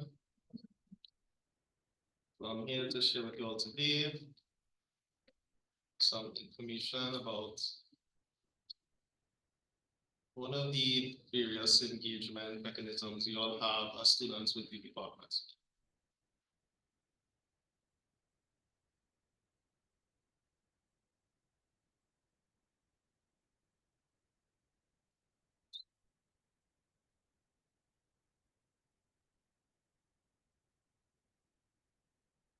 Okay, so in every department, there is a student staff liaison committee. It's basically like your class representatives, right? So you're familiar with that concept from high school? Same concept applies. So every course, we would want 1 or 2 students to represent the course. And in the case when there are multiple groups, you'll also take a representative from the group as well. Okay, they would form the student staff liaison committee, which you also have members of staff and adminers on as well. They meet twice a semester. It's been virtual for the past however years. I don't know if there are any plans to change that. I know back in my day, it used to be in person, used to get feed and things, but plenty of earlier now, so you know, don't know what's gonna happen. So what are the duties of a liaison? Right, you're supposed to attend both liaison meetings during the semester, provide an open channel of communication with the course lecturer and the students, and anonymously raise concerns of the students to the lecturing committee. So sometimes the student might have a concern and they don't want to interface with the lecturer directly. They might want to anonymously, raise some issue. Then you can kind of talk to the liaison, right? You can also, the liaison also should provide both positive and negative feedback on behalf of the class. And sometimes we would rely on you all as a kind of information communication network. So you might have events that's coming up or some process or some notification that we want to give out to the different classes. So the liaison, we will sometimes rely on them to help disseminate that information. It's very important that you'll step forward to kind of nominate yourself and try to put on this additional responsibilities. There are some really good reasons for becoming a representative. It helps in your personal growth and development. Things like, to make you stand out, because there's plenty of you all here. By the time you graduate, everyone here is going to have the degree. So how do you stand out and make yourself more marketable? These are one of the opportunities which you can do so. It really goes a long way to show to the department that we can depend on you all. So when we have to think about recommendations, so we get an internship or a special program to send people to China and stuff, we could recommend you all because we know that you have this kind of reliability based on your engagement in the committee. Okay? You're gonna take on additional responsibility, increase your visibility and showcase your reliability to staffers. So I really can't understate how important it is to kind of show staff your capabilities. Okay, because over and over, we're inundated with requests, of people looking to hire students for work, for internships, for scholarships. And it's good to be able to, have this platform where you work with staff so they know who you are individually outside of the classroom, okay? So usually there'll be some kind of democratic process in which it is you're nominated and then voted by the class. Sometimes it can happen as a poll on My Learning. Sometimes you do it in the lecture. So look out in the first week of lecture. You will see that the different groups will be going through that process of picking up that first liaison, cast a vote, and then when you are confirmed as the class rep, you forward your phone number, ID number, name, and email that to your lecturer. What we also have is assistant reps too. So sometimes the rep cannot make, so we have a fallback. So usually a group can have two representatives, and that's probably the person who's like following up or the follow-up vote from the vote. Okay. Oops. Right, and then when the committee forms, we're going to ask one of the students to step up to be the chairperson. So it's even additional responsibilities. They'll help chair the meeting, make sure the agenda follows through smoothly. Also, we ask for a secretary as well, who will take notes and minute the meeting as well, that you send to admin and it's approved. So we need to think about, my clicker dead. You need to think about what kind of issues do you bring up to a staff student liaison meeting, right? If it is you're in a lecture and you're back in the lecture there and you might not working and you're sitting down there for 2 hours and you can't hear anything for the whole lecture, you're gonna just sit down there and say, oh boy, well, I can't wait for the next 3 weeks for student staff liaison meeting to then inform my lecture. Is that the best model to raise that kind of issue? No. Was that probably a better way of addressing that issue? Yeah, just raise your hand. Hey, I can't hear you. But you kind of have to be better, more professional than that. We'll get to the etiquette just now, right? But there is a model on in terms of agency, how appropriate the issue that you escalate that issue. Okay, every time you raise an issue in the liaison committee, we're gonna go through these steps. Did you talk to your rep? Well, you're the rep. Did you talk to the lecturer? What did the lecturer say? Right? How did they respond? Does this need to be really brought here? So it's what we call the chain of command, right? That's a design pattern for OOP people, right? But you first need to escalate it to your rep, and the rep takes it with the lecturer. And sometimes if it's out of the scope of the course, then you raise it to the committee. Everyone following? Okay. And these could be any issues affecting your overall educational experiences. Okay. So communicate issues in a timely and as appropriate manner as possible. Okay, you can communicate it in class if it's really urgent. You can send emails to your rep, or send emails to your lecturer and CC your rep. Okay, but make sure to always be professional and polite and courteous, of course. Okay, so I think that's all I need to share for the liaison committee meeting. Looking forward to working you all to the new semester academic year. Of course, welcome to UE and thanks for listening.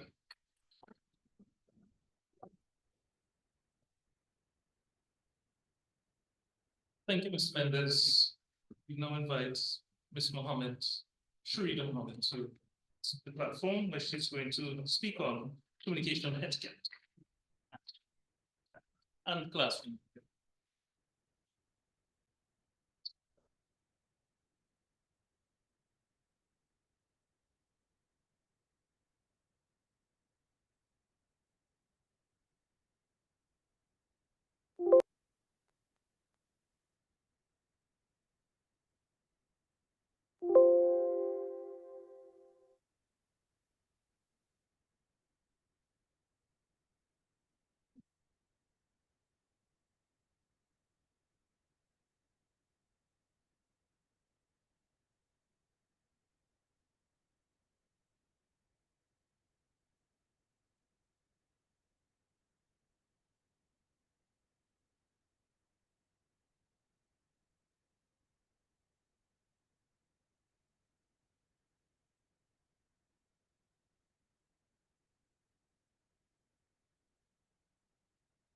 Hi, good afternoon, everyone. My name is Sharida Mohammed. I'm here to talk to you a little bit communication and classroom etiquette. Now, you're probably wondering why we need to have a whole session on etiquette, right? I mean, we are all social media users. We use email all the time. We use Discord. We use WhatsApp. We use all kinds of ways in which to communicate with each other. But sometimes we all don't always do it in the right way. We want to make sure that the way in which we communicate with our peers, with our administrators, and with our lecturers is done in a professional manner. So we're going to begin by understanding what exactly etiquette is. So it's just a big French word that in French it translates to label, but it's a code of conduct or a way of dealing with how people interact with each other based on respect and based on what society accepts as normal behavior. There's one golden rule that's attached to etiquette, and that is that we want to treat others as you would want to be treated. One way of communicating with your lecturers at the UWI or in the DCI team would be mainly through emails. So our focus today is going to be on email. Thank you for listening. With communication etiquette, when you have to send an email, first of all, do you just sit down and type an email? So it's really important to know, is it necessary to send an email to your lecturer? So instances where you want to send an email is if you have questions about the material, if you need clarification on an assignment, if you have queries about your assignment marks, and if you want to actually tell the lecturer, well, here what sir, here what miss, I'm not going to be able to make class today, or I can't make the lab today. Before sending the email, there's certain things that you need to check. You may think that you don't know the answer to this very pertinent question, but if you read your course outline, which every lecturer is going to give you at the beginning of your classes, you may actually find the answer there. Can also check the course material that's going to be available on My Learning and any further guidelines that may have been posted. So let's say you have a query about the assignment, and many students also have the same query, the lecturer may post an update to the assignment. Okay, so make sure and check those. And you also can ask questions in class or during the lab session if it's allowed. So the first tip is the email address. You use your UE email address. When you got your letter, you would have been given an email address. It's normally your first name dot your last name at my.ue.edu. Now, this is a very professional way, or the way in which we identify you as a UE student. If you send us something that says partyanimal@gmail.com, I don't even want to open that, or gamers3n@yahoo.com. Definitely, it gives a bad impression of who you are, about the kind of person that you are, and the things that may be more important in identifying who you are as a person. Okay, the recipient's email address. Each lecturer in their course outline should give you an email that they want to that they want you to use to correspond to them with. Sometimes it may be their UE email, other times it may be an email address that they created specifically for the course. So you use that email address each time that you have to actually address the lecturer.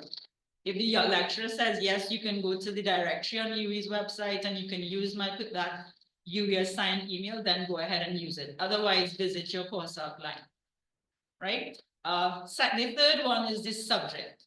Now, for some reason, many people leave out this, they do one of two things. They leave out the subject.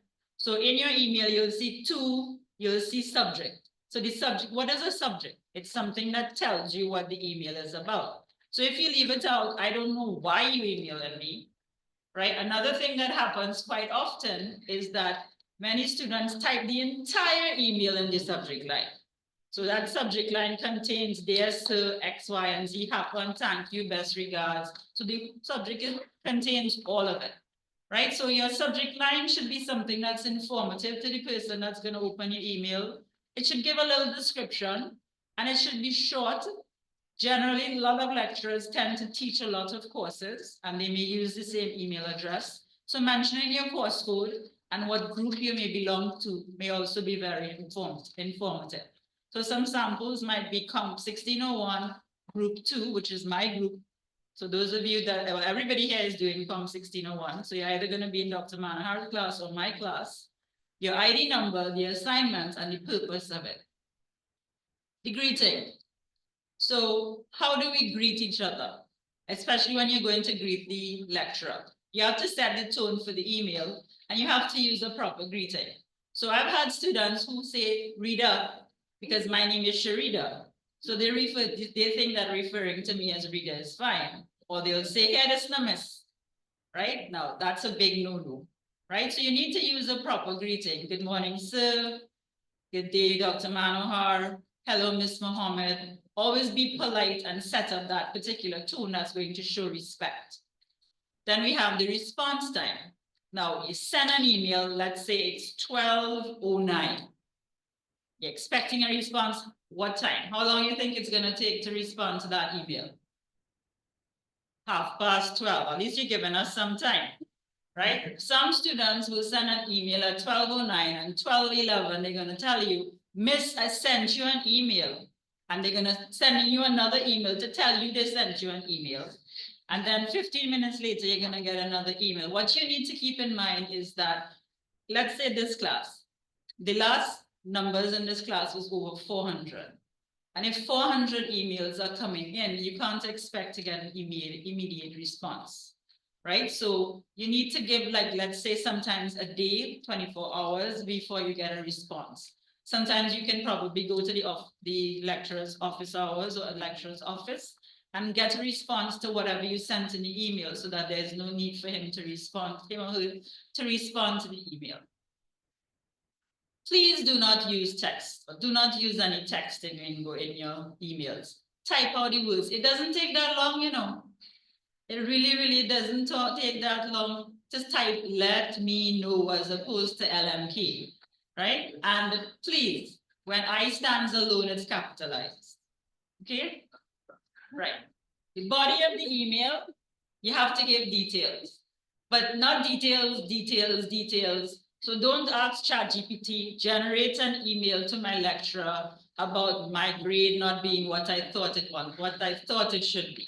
And ChatGPT gives you 3 paragraphs. And then you just copy it and paste it into the email. You just give the relevant details. Give the question, the reason for the email, give the context when it happened. Because it makes it easier for the lecturer to just grab that information and be able to give you a response. Right? Also, generally, if you can use things like screenshots, so like sometimes you submit your assignment on My Learning and you say you submitted, we didn't get it, right? But on your end of My Learning, you may be able to show a screenshot where it actually says that your assignment was submitted. So supporting details always tend to be very good when it comes to sending those emails. And the last part, in the body of the email, always remember to be respectful. Don't demand. So let's say, for example, I submitted my assignment and I need you to put in my grade. That's a demand, right? As opposed to, I submitted my assignment on time. Can you please advise me of my grade? Now that's more professional. It's more pleasing for the lecturer. And it's more an email that the lecturer would want to respond to. First one, the lecturer might just say, shall we there, yes? Right? Because you're demanding of me to do something. Last part, well, not the last part. Before we even go to the last part, spell check and proofread. It's really annoying when you have a lot of spelling and a lot of grammar errors in your emails. Right? So make sure and spell check it, use the correct versions of there. Use the correct versions of your.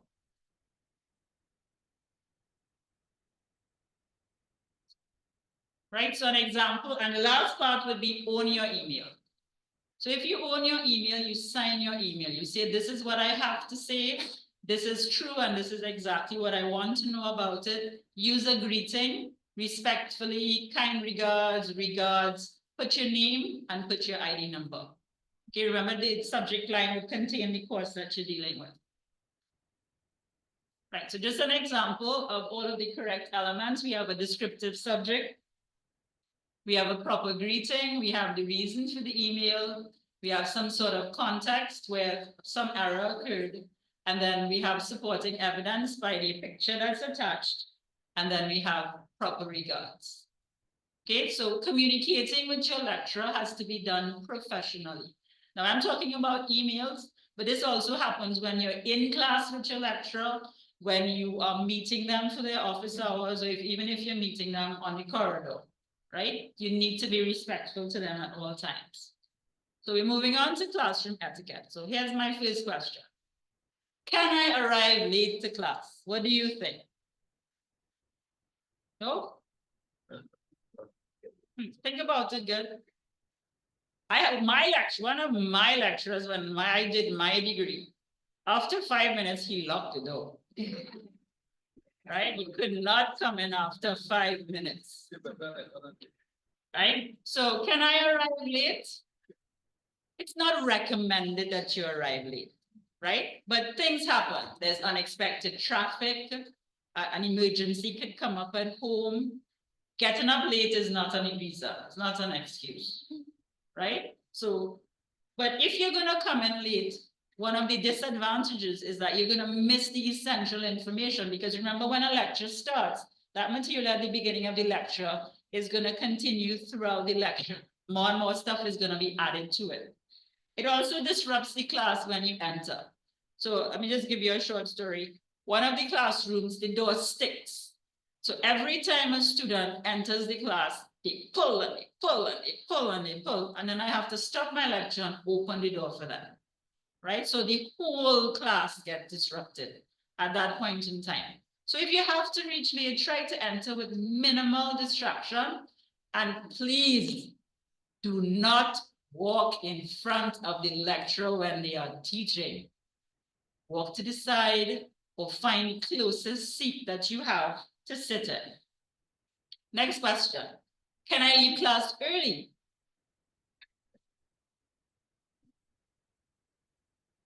Yes, no? You're gonna be leaving class early, yeah? Some of you might need to leave class early, right? So this also is not recommended, because you're gonna miss, like, let's say, for example, the lecturer makes an announcement about an exam at the end of the class.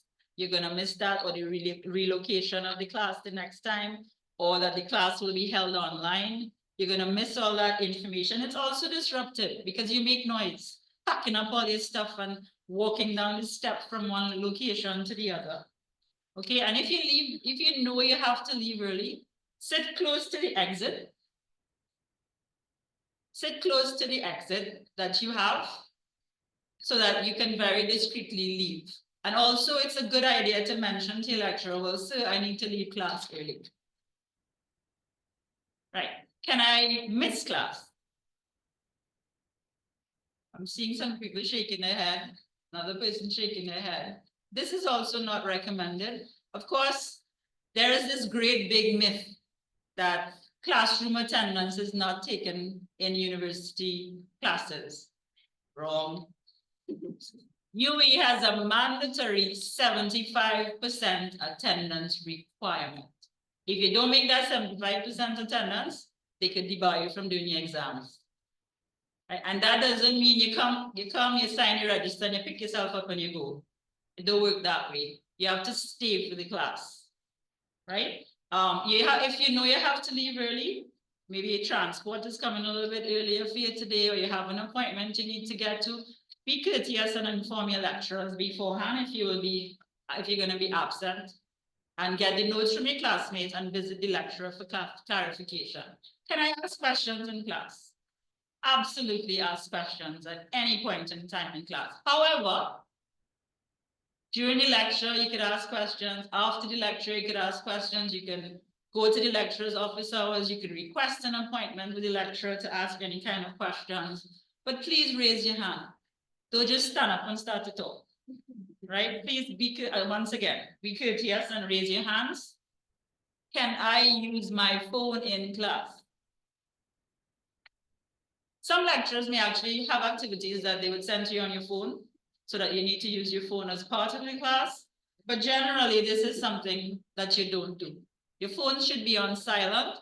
First of all, it sends a negative message about you. It sends a message that you don't care, right? All you care about is like, let the lecturer talk, that's okay. I've already paid my fees, as Ms. Ragler, Dr. Ragler would have said. So I'm still gonna get my degree, I'm entitled to it, right? So it gives that impression about you.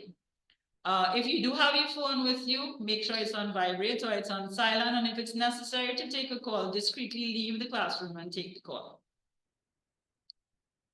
Right? Now, this is just a little meme here. When the teacher says notes, actually take notes. Nobody takes notes, and the phones come out at that point in time. Right? Can I eat in class? Now some of you may have a very packed schedule. So you're going from one room to the next, and so your lectures are normally 50 minutes long. On the timetable, you'll see them in hours. But lectures are supposed to be 50 minutes long. So you have a 10-minute break in between to get to your next class. And in between there, while you're walking on the corridor, you should be eating. Now this one is very lecture dependent. So if the lecturer says it's okay to eat in class, it's fine. If the lecturer says not, then don't duck under the table and take a bite and then come back up, right? So if you are allowed, choose foods that are not noisy. So you have your little crinkle chips, you open in the packet, making a whole certain noise and you're chewing loudly. And then there's that sour cream smell that fills up the room. Try to have things that are very neutral and that won't create an issue. Follow the class rules for eating and drinking. So if, for example, you all are going to be in our labs, you can't eat in the lab, right? They do allow water bottles now that has no spillage on it, right? And please dispose of your garbage. Can I sleep in class? For some strange reason that I will never understand, the people who like to sleep in class, guess where they sit? In the front row. Always in the front. Right? So don't sleep in class. It disrupts the class. Worse yet if you snore. Right? And it's very disrespectful for a lecturer to look across and to see a person. It kind of, you know, am I that boring? Seriously? So you're going to miss the important announcements. Again, you're going to miss the course content. And you should try very hard to get 7 to 9 hours of sleep. I know you're thinking you're in university, that's not going to be possible, right? But with good time management, you should be able to actually get that type of sleep and enough sleep. Because remember, sleep is healthy. It's something that you want to have and you want to do, right? So thank you for listening. I do have a question for you that a prize can be awarded for. So it says at the beginning when we did the golden rules that the golden rule of etiquette is treat others as you would have them treat you. Is there any one word that can replace that entire statement? Sorry? Yeah, a little bit. Empathy. Morality, not quite. I'm hearing it, and if not sympathy, no. Consideration. It's a word I've been using all the time in the lecture. Respect. All right, so can you come forward for your prize, please?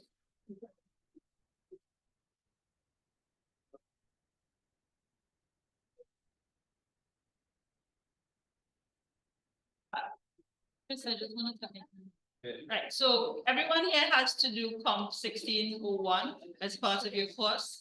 We will be putting you in your lecture groups, but once you've registered and you go on to My Learning, you will see the groups that you're in, but you will be able to choose your lab sessions.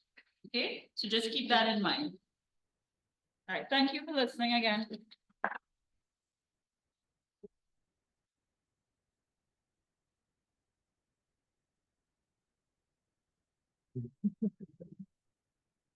Thank you, Ms. Mohammed. And now we move on to Dr. Manohar, Chris Manohar, on programming competitions. Please welcome Dr. Manohar.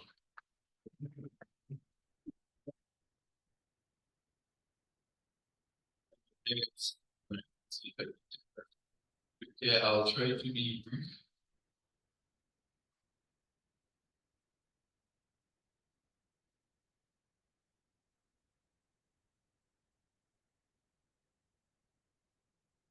Okay, cool. Hi. So I'm Dr. Chris Manohar from South Trinidad. So I'm here to talk to you about programming competitions. And you'll be like, well, where does that, in summertime again, where does that fit into my degree? All right.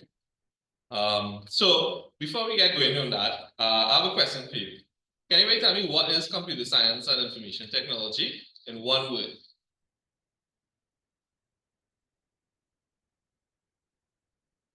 Sorry? Anybody? Yeah, you? No? Yeah, you can raise your hand. Yeah, one word. Yeah? No, but it starts with S. Oh, shucks, I pressed it. No. Skills, then. Right? Oh, well, what's going on here? Okay, right. So it is a skill right? And the next question was, this clicker is going crazy, is how do you get better at a skill? Practice, very good, right? And that's where these competitions come in, right? Now, these are just some of the competitions that we've helped students with, they're currently ongoing. Some of them has passed. So from Kaggle, that's the kind of data science one, everybody on the whole AI, ML train, right? This is where companies actually put out money and data set. And if you score, it's an international thing. And if you score like in the top 3, you get like sometimes upwards of 50,000 US and stuff like that, right?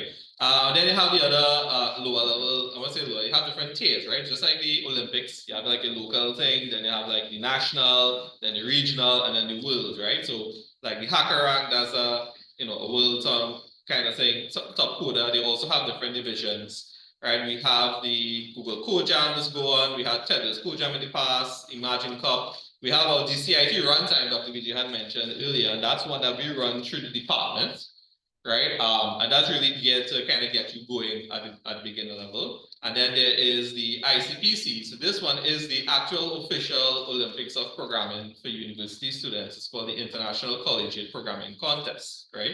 And the first round is in September. So at the end, I'll have you can sign up for a QR code if you're interested, right?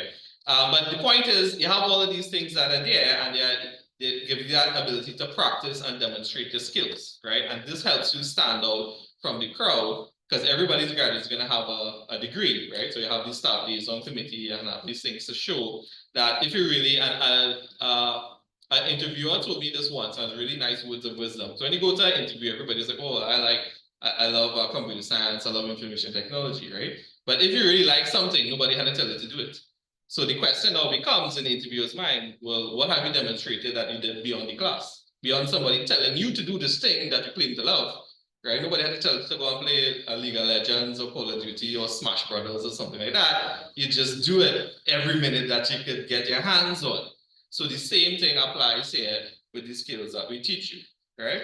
So the next thing here now is with this practice, if you're stuck, that's okay. And this is a picture here for something called the hero's journey, right? So you start off, in a little town, you're going on an adventure, right? You meet up some friends, that's where you are right now. You have to go through the whole maze of courses and exams and all that kind of thing. And they come to your final boss, which is, probably your final year project, right? And you had to deal with that.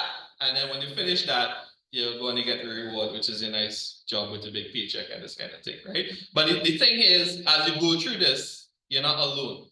We're here to help all the staff here. We encourage and we support students in doing these competitions, right? And just to kind of show the proof is in the pudding. So this is some pictures from, we have the UX, the UA Computing Society. They partner a lot in putting forward some activities to help build up students. So there's some photos from there. We have industry people. They come, we have the ICPC, local round, and then the regional round, and so on. This is some pictures from, we didn't get funded last year, but usually, anomaly, I think it was the first year we never got funded. But usually every year, the ICPC is hosted in a different region, and we tend to organize and get funded. So the students that qualify internationally to represent the Caribbean, we usually, once we get this fund, you get an all expenses paid trip to go over there. So this was in Mexico, I believe. Yeah, right. So Mr. Mendes had one with them. We have some of the 5 islands people we also have over there as well. They couldn't make it, but our students went. And within the Caribbean region, not the whole Latin America, because this is the whole Latin American Caribbean, they placed second, right? Which is really good. And this is some pictures from their trip there, right? So that's my short talk on programming contests. And the whole idea there is really to give you that ability to practice and sharpen your skills. So if this is something you think you might be interested in, that the QR code there, you can just sign up in the Google form so we could take note of you. If not, there will be other announcements as we go on through the semester. So while you spend your time here, it's not just in the classroom. If you want to do something that you really love and you're passionate about, you can check us and we're here to support. Oh, a prize? Question. Or you can see this. You can see the Q&A. Yeah, let's see the Q&A. Didn't really come on. Yeah. All right, thanks.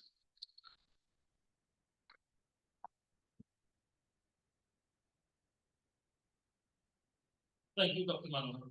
So you're going to start through your first lecture. How does it feel? Thumbs up. I'm seeing heads to the side. So people are sleeping. Oh, that's so sad. This feeling great. First day. All right. We do have a Q&A now. So anybody should.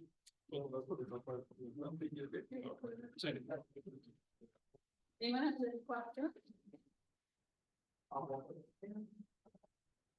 Right, any further questions? Meanwhile,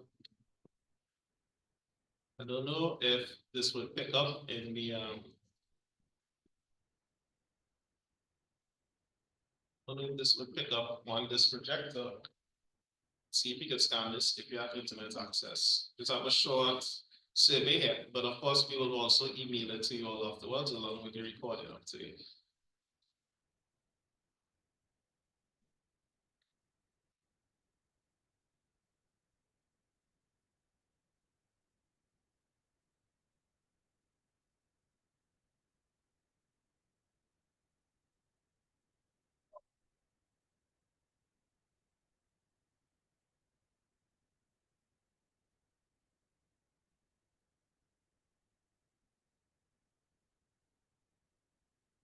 Oh.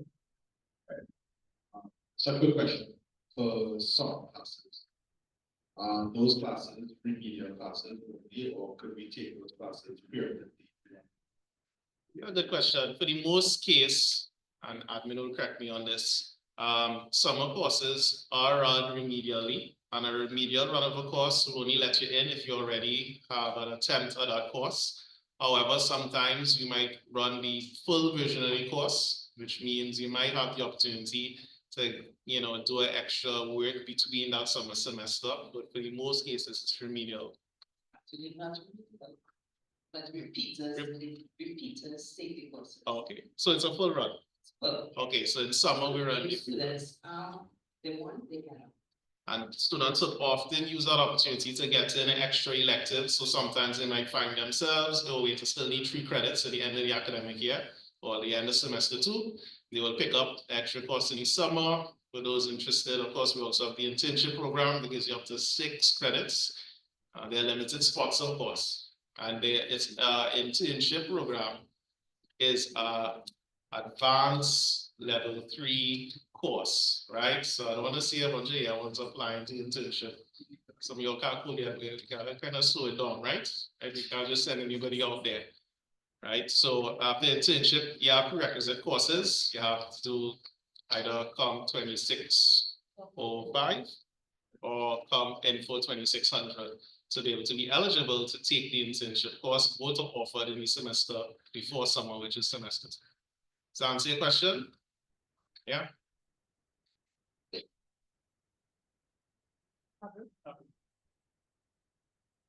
See, can you record it? I will repeat the question. I think you only have one mic, so what we can do, you all have questions. It's a paid semester. Paid doesn't cover some. Practically, you have to self-fund. So what you can do, if you have a question, we can ask you all to just line up down in the center here, so we don't have to walk around. I have 2 questions. One regarding exemptions. I have an associate me, so I'm wondering if how would I plan exemption? That's something you should get in contact with the department with. So we have the email dcit@sta.ub.edu. That would be how you could contact admin. And then they could guide you how to evaluate, other programs you might have that might make you eligible for exemption of select courses. Also, okay. DCIT student support. Okay. Does it have classes from 5 to 8? I know you mentioned. You can check the timetable. I don't think in year 1, off the top of my head, if anything, you might get a lab, and just pay attention in the timetable. You will see some labs are marked remote learning, so there isn't a physical venue. And sometimes I see that are usually the later classes or the weekend classes. Behind you, Y'all could just walk to Avril if y'all have a question, please, and maybe form a line, so. Hi, so I am a seventh-day Adventist, and I know there will be courses that take place on Saturdays. Is there, I want to know who I can speak to talk about, like, to make arrangements. I'm thinking, first of all, the lecturer, the student liaison. Is there anybody else, anybody? Yeah, for the most part, you won't see like a lecture or lecture offered on the weekend, right? At least all the groups, you'll probably get like, in the worst case, if there's a class on the weekend, there will be other streams available during the week. So it's just a matter of when you register for your course, contact your lecturer and just let them know, your constraints, and they will ensure that you are assigned a stream that you can actually attend. Right? So. Hi, good morning. I was wondering if I would be able to skip year one as I would have completed it in 2023. I was wondering if the academic advisor tomorrow would be able to help me. Yeah, that's your best bet. Of course, you can also try contacting DCIT Student Support. So some people who are on re-entry can get exempted for certain courses, but it might depend on how long ago since you originally did the program. Some courses could change, and sometimes you might have to do things over. Yeah, go ahead. So I'm aware that you have to get 9 credits for the foundation courses, right? That's 3 courses. And well, I don't fulfill the foreign language requirements. So that would mean that I want to do foreign language course before I do Caribbean civilization. You would not have to do Caribbean civilization. If you need to do the foreign language course, you would do that course instead of Caribbean civilization. Oh, that's what I want. Yeah. Correct. If you have to do a foreign language course, you have to do that course instead of Caribbean Civ. If you already met the foreign language requirements, however, then you have to do Caribbean Civ and not the foreign language course.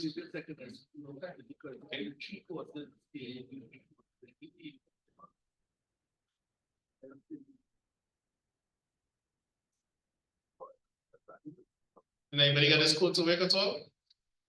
Okay, cool.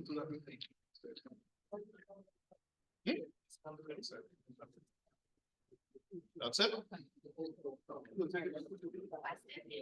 Just please do the evaluation. The question, any mic?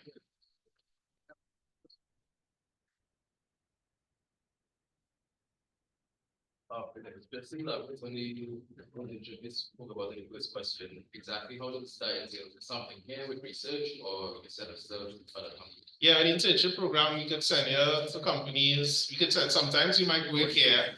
We have many various partners, right? This year, matter of fact, was the first time we sent a student to Seattle to do an internship at Microsoft. To get into that internship, however, that one is a little bit longer. It takes a summer program that would happen right after you finish year one, and we usually advertise it. And then when you pass through that pre-program, it's called the TIPS program, then you would get to apply for the Microsoft internship. Once you're successful in that pipeline, then we'll matriculate you into the internship program on board you, and then you can also get credit while you do your internship at that company. Right? But for other companies, it's a much more simpler process. We open up applications somewhere in January or February, right? Make sure you apply, make sure you have the prerequisites, and all you can really do is apply, right? And it's not guaranteed. There's many of you all, there's only so much spots. So things like being a class rep, taking part in UX, doing these competitions are a great way to get into the program. And you also want to look at certain courses, right? There's some courses that would align more with the opportunities that are available, right? So especially for those who are doing the major, right? There are a lot of software engineering opportunities, so maybe you need to do a software engineering course. There are a lot of web developer opportunities, and we see a lot of data science and cybersecurity opportunities. So please take that into consideration when you're trying to prepare yourself for the internship. Good? That's it. All right, thanks. Thank you all for joining us today. I'd like to introduce Dr. Khan to offer closing remarks. Okay, so one of the things that I remembered, I'll just carry 2 points forward from what we heard last in the talk. So Ms. Mohammed, I was there with our programming lecturer. The person would say better never than late to enter my classes. So and you would close the door actually at that point in time at 8 o'clock. So what they're striving to get is importance in time for your schedule. Make sure that your schedule, your on time is important. You don't want to miss important comments from your lecture, right? Be present at your lecture and stuff like that. The second point I want to make is part of what Dr. Mohan was saying. You repeat until, right? So you can use that loop to kind of put your goals and challenge yourself at university to do better each semester and adjust it. So every day is an ongoing chance to support and improve yourself at the university level going into the first year, second year. So that's where you are right now, and you want to maximize your ability to perform, right? So performance passing your courses is one of the key things. You want to set goals, you want to set challenges for yourself, you want to make sure that you attend to your lectures, you do your assignments, right? And have this balance. Everything you heard here today, and keeping that framework in mind would give you a sort of foundation to do better in the coming years, because you would improve, right? So this year, check your programming skills, how you did in the course, and every semester able to judge and reassess. So part of the ending talk here is reassessing yourself. At each semester, you need to reassess what you did, how you perform, where you want to move to next semester, what courses you're choosing. So that was there. Spoken about, and the program that you're in, the desired number of credits you need, and you may have to readjust if you have to do summer courses in your 3rd year, if you need to, some students extend to a 4th year for ease, right? So they said, better I space out my courses, right? Even though I didn't hear today, 15 credits is the number of max amount of credits you can do per semester. So that's what? Divide by 3, that's 5 courses, right? So if you require, some people have to do less, like three courses and stuff, but you want to put yourself up to the challenge, put yourself the challenge and focus on your studies. And you want to focus on your self-development and try to improve yourself over the years. So by the 3rd year, you're familiar with what's going on. Everybody have their own schedule, right? Their own way of doing things, their own study habits, their own pattern. You have to develop that in yourself. And you have to build on those things, right? So friends are there to help you.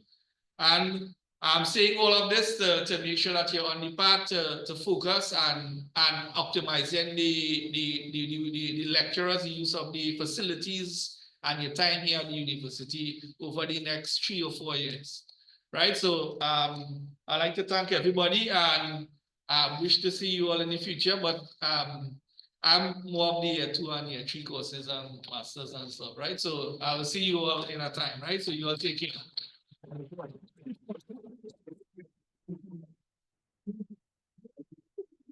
Thank you very much, Dr. Khan. Just 2 more things. Yes, I know we're doing finally in closing and in conclusion, but we're getting there. The jot form to begin your registration process will be open at 2 p.m. tomorrow. 2 p.m. tomorrow, the 15th of August, your registration process via the jot form. And it can be found on the FSCIT website, right?